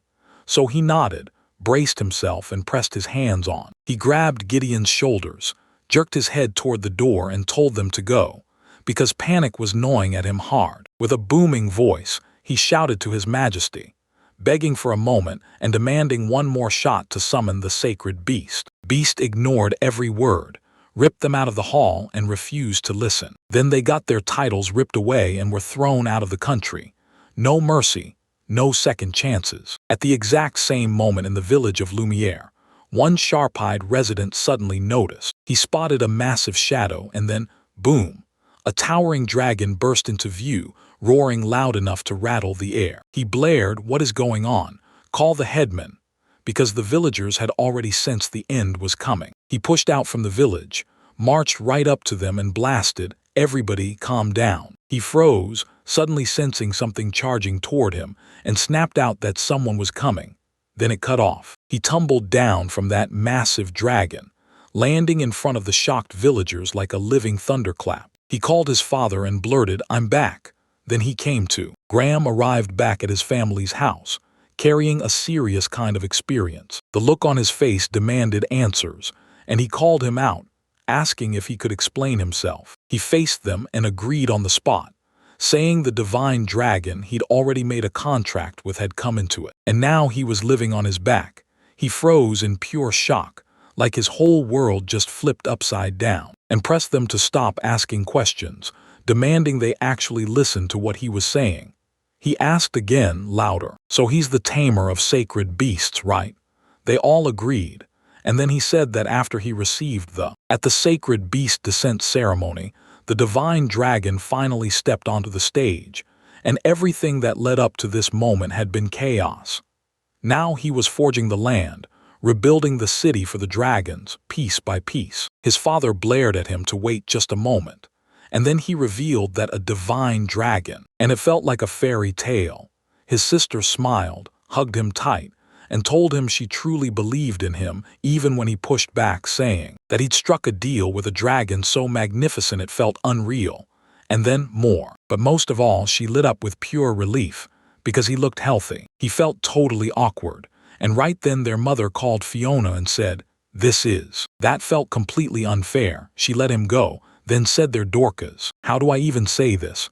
She's got a secret mind, right? Because she couldn't shake the worry of how he'd survive palace life in a place like that, even if she truly believed an S-rank job holder wouldn't get mistreated. Mom nodded along and asked, "Is Arya not with him today?" And then she added that this girl also has an S-rank job, so she's probably swamped. But man, I can't stop wondering how she's doing. Her sister told me they haven't seen each other in ages. Levin balled his fist, dug deep for courage, and declared, "I'm here today." Today, because he had to talk things through with all of them. Then they cast him out and exiled him. They stared stunned, and demanded he explain everything that had happened. And he spilled every detail, starting from the moment he was exiled as an elf, all the way up to what had happened so far. Elfian Lindworm, the one Arya mentioned. He tore apart the gold mine, and he bragged that since he knew the king, punishment was coming for whoever crossed him. Punish him more than anything on earth, no matter that he has no clue where he is. Retribution is coming for the village, and Graham's fear hit hard as he said, "That's why He's pushing to pack every single villager onto the back of the Lindworm." They stared in shock and blurted, "Wait, did he just tell them to move right on the back of that gigantic dragon, like he's being serious?" He could feel the nerves crawling up his spine. He thought he got it, that it still wasn't easy, but it was. But it was the only move he had. And when he tried it, they told him, shocked him, that it was amazing. Fiona looked furious, as they decided to ditch this worthless country for good. They called it shameful to cast out her beloved brother. Shameful stupidity. Dorcas had no business sitting on that throne, and it showed. It was. It's like he's erasing the country's entire future with his own bare hand. Worry gnawed at him as he bolted out and called his father, and he boomed that everything was sealed for good, his voice echoing as the story shifted toward their village. Lumiere declared his independence from the Elven Kingdom, and with a worried look he begged them to wait. But they ignored him and insisted they had to. "Graham, get out of this country, right now, like today at the latest, and tell me what the dragon's back even is. If there's a way to live with it, then I guess everything's going to be okay." Graham saw him struggling to get the words out and snapped, "What's wrong? Didn't he come here for a reason? Didn't he mean to say this?" Then he answered, "It's in." "Yeah, sure," but everyone nodded way too fast. And since he didn't have every villager's okay, he slid out of his seat, headed for the exit, and told them, "If you think that's how it is, then go see for yourself." He yanked the door open, and right there stood a bunch of villagers, buzzing because riding on the dragon's back sounded incredible. They swore they'd stick with their lord and move whenever he said. Exiling the young master was a ruthless move, and she'd never even laid eyes on this king in person. Still, they kept closing in. He strode up and declared that their master was better than some nameless, mind-bending king. Then they clung to his words and swore by the young master. They're about to march into the village and spill everything, and the MC's nerves are so bad he can barely breathe. He asked if it was really normal for everything to feel this easy, and he just grinned, telling them they should be thankful to the king for his lack of charisma, and the moment that hit, they spilled outside, where Graham snapped that he'd get Ed on the spot, climb onto the dragon's back. And yeah, listen, I need to say this, but Mom demanded how they'd even moved to that place. Then he pulled out the answer, snatched a magical artifact, summoned a hologram, then declared he'd let the villagers into the city. And she just gasped as she was congratulated. The master leaned in and told him the city's population had finally burst past 300. It's exploding right now. And a brand new team just opened up. 2. The city's ranked. His rank shot up to E, and right alongside it, a brand new command unlocked immigration. He stared at the system window and muttered, "I only came today for advice." But then, he'd trained this skill long before, and yeah, this was the power of the ancient divine dragon race. His father went totally wide-eyed, then blurted out, "What is this? What are you even doing?" He couldn't even stop thinking about it. He believed this would shield the village of Lumiere, and he was determined to keep that promise no matter what. He let Arya have it in his own way, while at the same time, a swarm of knights thundered toward his village and said it was so far out there that they had no choice but to pound along on horseback through the middle of nowhere. One of them shouted to his highness, asking if he was worn out. Zexter. He whipped around, thanked him, and insisted, "I'm okay." Levin felt it in his bones. If the immigration skill could haul buildings from the ground to Lindworm, then surely he'd break the rules. But people can't be moved. He snapped for his assistants and told them, if only they had the same power as his assistant. Birds erupted into the sky as a villager screamed at the top of his lungs, so loud it startled everyone and drew the creatures right in. Their eyes snapped to him. He shot his finger into the air and barked, calling out to the lords, and told them to stare up at the sky, because the endless sky came hurtling in, faster than the eye could follow. He threw joy into the air, called out to his mom, and said that they had dragged their friends along, Everybody froze in shock, totally baffled, still rattled by everything that just happened. He insisted it was all fine, claiming it was his part to handle, his partners, and suddenly he's here. Why? He breaks into a laugh and says, even with them split apart, he still gets exactly what Mom is thinking as, like he somehow knew everything on Earth. So they're really gonna move the villagers, right? He can hand it off to them. Then one of the wyverns steps up and asks him right away. So he's the guy who answers to their boss's master, right? He nodded, straight up agreed, and then he leaned in and said, so for you two, I'm the master and I can order anything. Then he smirked, like he finally understood why a griffin sits at the top of all. If these flying beasts really include griffins and wyverns, and that griffin is actually obeying a wyvern, then doesn't that mean its master can talk to them in his head? Is it really that simple? He bowed, thanked them, and said it was nothing short of encouraging. Then the wyvern burst into laughter and told him there was no need to thank anyone. Just let them handle it. They clocked in, and right after, he marched up to the main character and promised he'd help too. Then he bowed and thanked him. He called him by name, watched him turn away, and shot, "Is something wrong?" Then he barked it out loud with a glaring, displeased face. He hated being addressed like that. He blurted, "So, is Eternal Sky a bad name?" And the weird man himself told him it was. Now he's begging his mom for it. He started taking the name change seriously, then blurted, "What about Van? Because in a certain language it means wind. It's a foreign country, but how does that name fit him so perfectly?" With a smug little smile, he said he genuinely loved it. From today, everyone calls him by this name, and he can't stop thanking his mom. He grinned at it and told them, "Let's push forward, try to move." So they kicked off a full push to hype the villagers, move. Powered by the immigration skill and Van's group, they yanked the villagers and packed up the houses, hoisting everything onto the dragon's back. Later, Graham slid up to him and said he was truly grateful for everything. Then he spun to his father and he asked how everyone was doing on Lindworm, and you could tell he didn't quite get why they were even asking. And he remembered those loud, joyful voices saying the ground here was soft and packed with life, that the river glittered like stolen gemstones, and that the sky stretched out clean and wide above it all. He choked back a tear, staring up with, "Everyone's got happy faces." Relief flooded him. Then his father leaned in and said that almost the whole vast continent of Lindworm remained untouched, until they decided to slam their forces together and, out of every villager out there, they'd swear this would turn into a thriving, prosperous village. Until the family wasn't going to. He wasn't fully assembled yet, so he couldn't honestly celebrate, because one question slammed into him.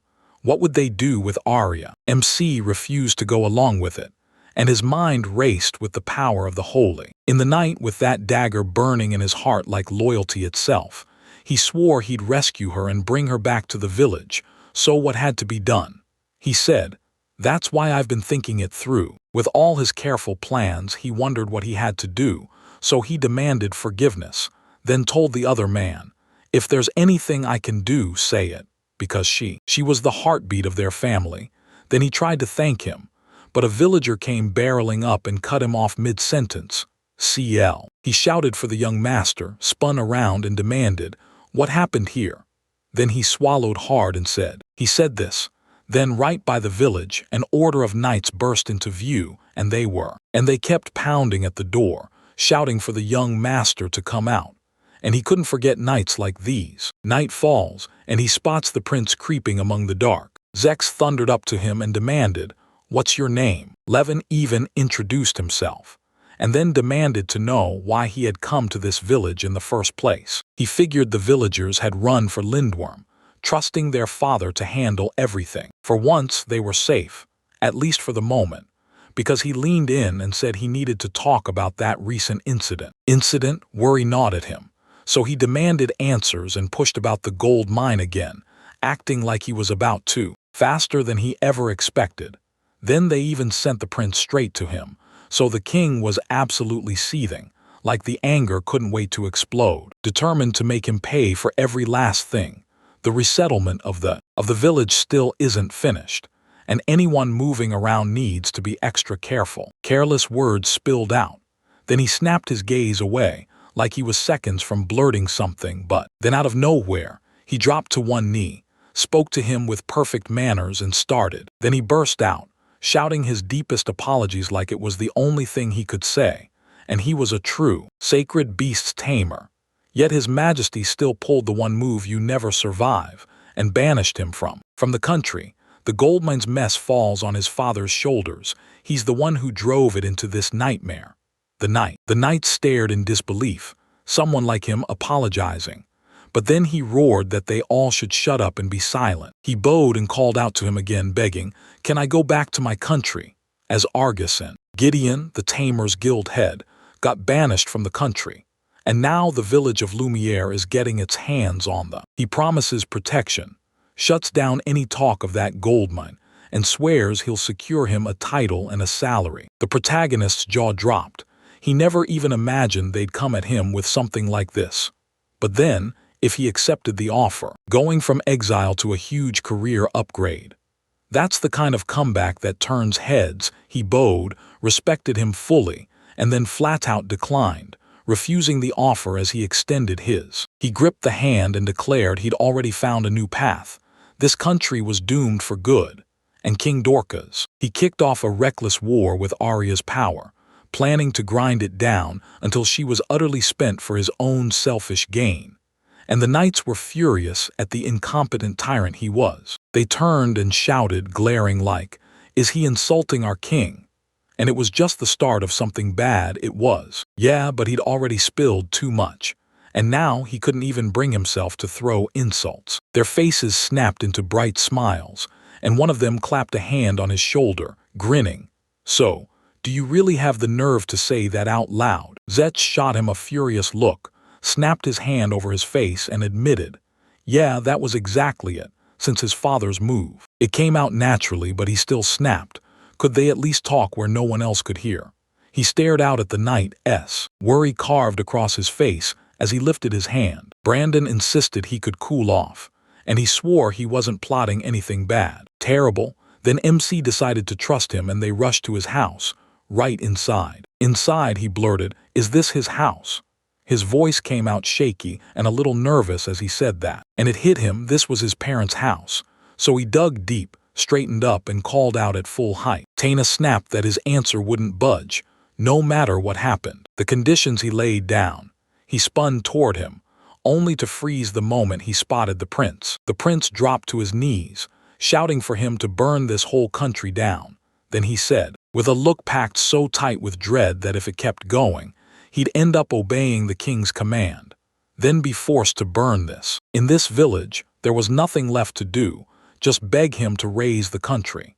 He shouted for his highness and demanded he snap out of it. He shoved a cup of coffee into his hands and blurted that. He told him, "I really hope you'll like it." And then he thanked him, raised the cup, and drank. He took a sip, smiled, and said it all started the day he turned 12 years old, and he snapped back to his past like it was burned into his bones. When he burst into the throne room and demanded his father if he'd called him, Doric swore they said it. People had been living in fear lately because a basilisk kept showing up and threatening them.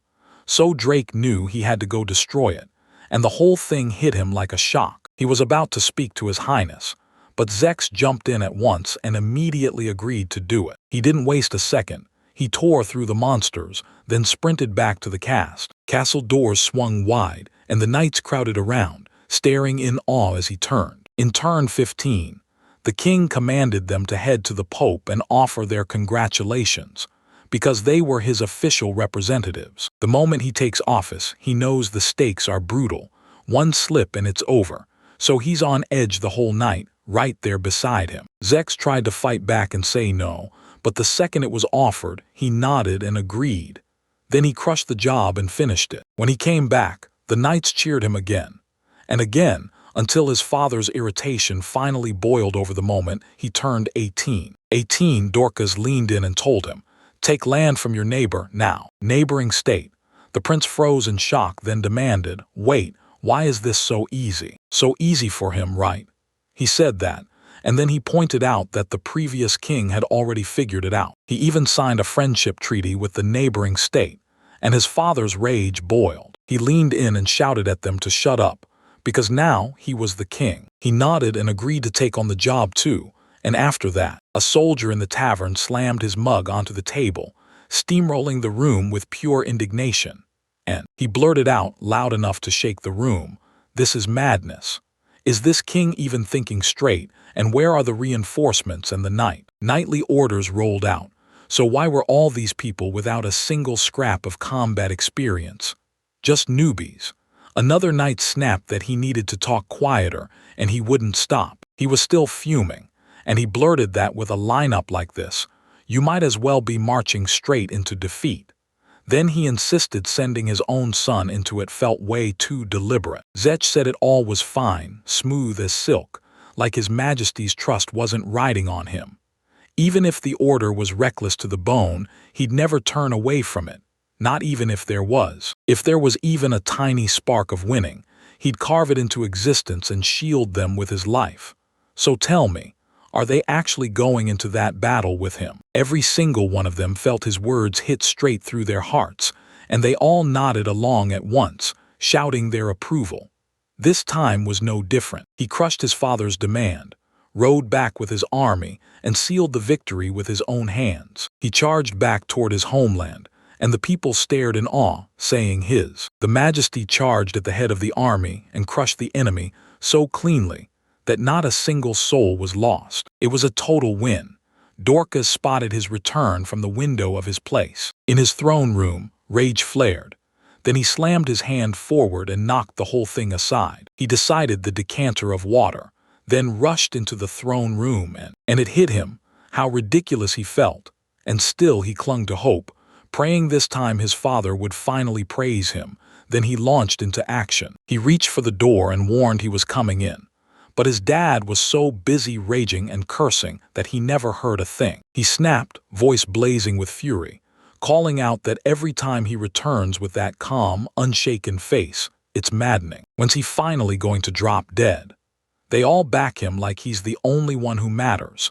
Do these pathetic fools really forget who the king is here? Maybe he should hire an assassin, because if that prince dies, everything will shatter. Then they'll finally remember, because the real king isn't a rumor. He's standing there, and then he doesn't step into the hall, convinced his father is dead. His father had changed, but if he dared to openly oppose him, the country would plunge straight into the chaos of the Elven Kingdom, and everything that comes after it, too. All the people, he has to stand by them. Right now, Zex drops his head down on that. He slammed it onto the table and muttered, still unsatisfied, that at least he thought, I knew it. These subjects keep snapping back, rebelling at every turn like they're itching to say. They're saying the threat is already gone, so they're slashing the budget for the nightly order. Yet somehow, it doesn't end there. No matter how hard he fights, his father keeps smashing everything, piece by piece, while the whole country crumbles a little more every single day. So what could possibly change now? He snapped, fed up with everything. Then he screamed at the top of his lungs and Levin's face twisted with worry as despair crushed him, and he started sobbing uncontrollably. He called out to His Majesty and begged him to cool off. Then he started to gently stroke. He kept rubbing his back like it could calm him, sure he was breaking down. So tell me, did the prince truly love this country more than anyone else? Still somehow, he'd found the loneliest quiet. So the worried knight started pounding on the door. He slammed his fist on the door, shouted his name and demanded, "You all right?"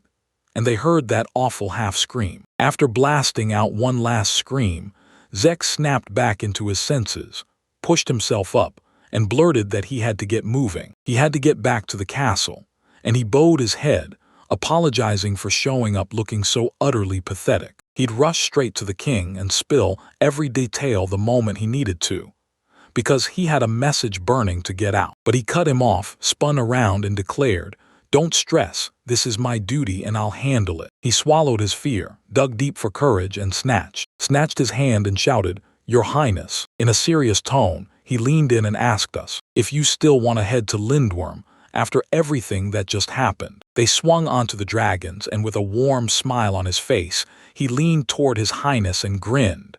"Welcome. This is Lindworm, the new village of Lumiere." Joyful villagers rushed up and shouted, "Highness." And they told him, excited and loud, that they'd heard everything already from the young master. They were damn thankful he'd trekked all the way out here just to explore. Maybe the prince could even use a snack.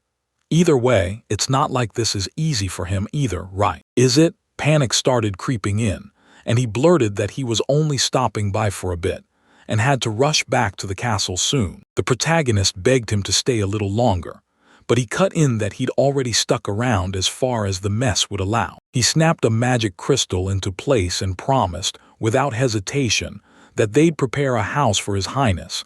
Then he cut himself off mid-sentence. He built a house nearby and told everyone, "My palace room is great, but this place beats it." Zex thought it would be small, and then everything he saw blew his mind, and he couldn't shake the feeling he'd somehow stumbled into an unreal, mind-blowing place, like something out of a dream. A little earlier, back at his parents' place, he suddenly barked out, loud as thunder. He shouted so hard he couldn't miss the chance, promising to show him every breathtaking view. He blurted out, shocked, "Why did everything change so fast?" And then his voice cracked with worry, because his complexion was just way too. Darn it, and worry started gnawing at him. Was he ever going to rest?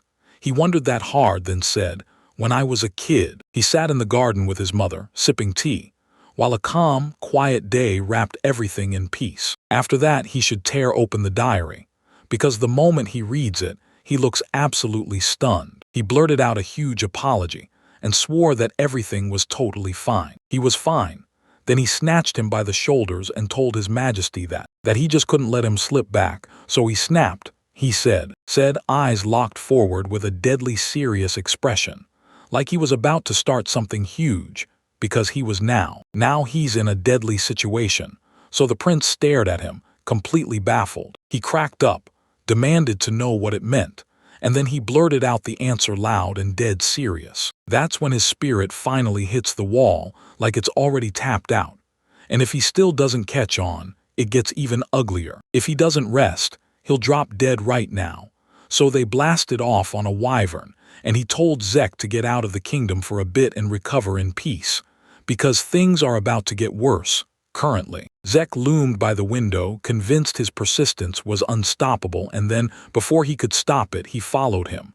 The MC strode in, called out to him, and announced, "I brought tea." And now Zek's still just standing there. Why? Right there, they dropped into their seats at the table, and the prince grinned and called the place quiet and beautiful. Then he went, "It's wild. This house was built in an instant."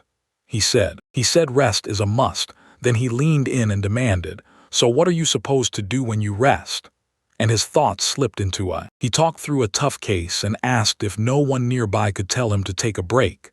Then, in a worn-out voice, he said his father was. He blared that if there was even a moment to rest, then you had to work, and his subjects cheered that he was truly worthy. A heavy sadness crushed him, and he couldn't help but wonder, was there even one normal person left in the whole world? A person in the royal castle snapped, "Don't overcomplicate it, keep it simple." Zex didn't have to lift a finger. After he finished eating, he just stared, baffled at how the food tasted so insanely good, and Levin even told him, "After you're done, shut your eyes and lie down." He finally got the quiet he wanted, listening as he flopped onto the bed. And even then, the mattress felt soft and smelled so good he couldn't stop thinking about it. Old nice. Then, for the first time, someone finally told him to rest. After a bit, right as he started to come to, he couldn't help but feel relieved, because he finally heard the silence crashed in, and he suddenly remembered every moment he'd ever spent with his mother as a kid. He stepped forward, entering his. He barged into his room clutching fresh food, then bowed his head and wished His Highness Tennis good morning, and he said that even though it was already past noon, did he actually sleep okay, or did he wake up still wired? He burst into a laugh, but the look on his face screamed confusion, and the sound was loud. He burst out shouting for his mother.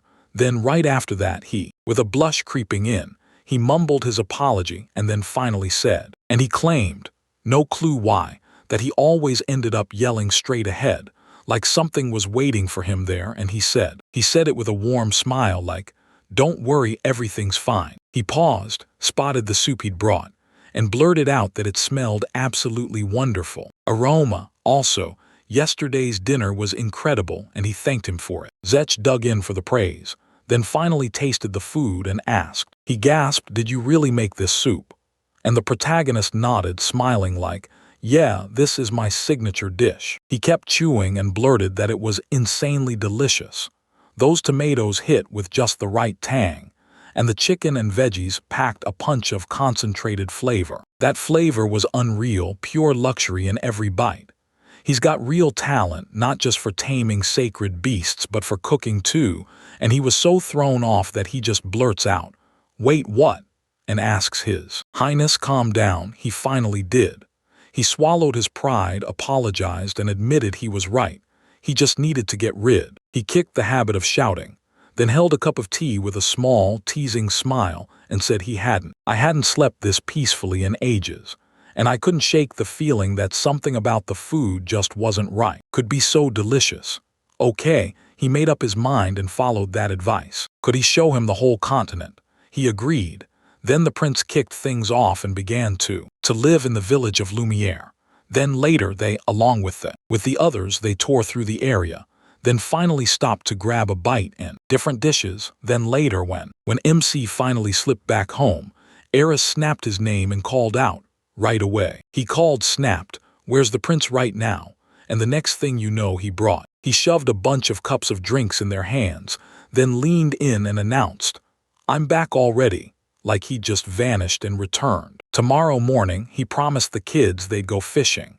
Then she smiled and told him, like it was the sweetest truth, that he was deeply, genuinely loved. He said it had been a week since he last came here, and that his face had already started to look way better, and Holly was watching as he, with a grin, she said, "It's all because of Mom's cooking," and she clapped back, "Yep, like that's exactly how it happened." Asked about that matter, and I'm like, did he already talk to the prince? Because if he has, then he looked wrecked with worry and said, "Not yet, I can't find the right moment." She pressed, "So what are you thinking?"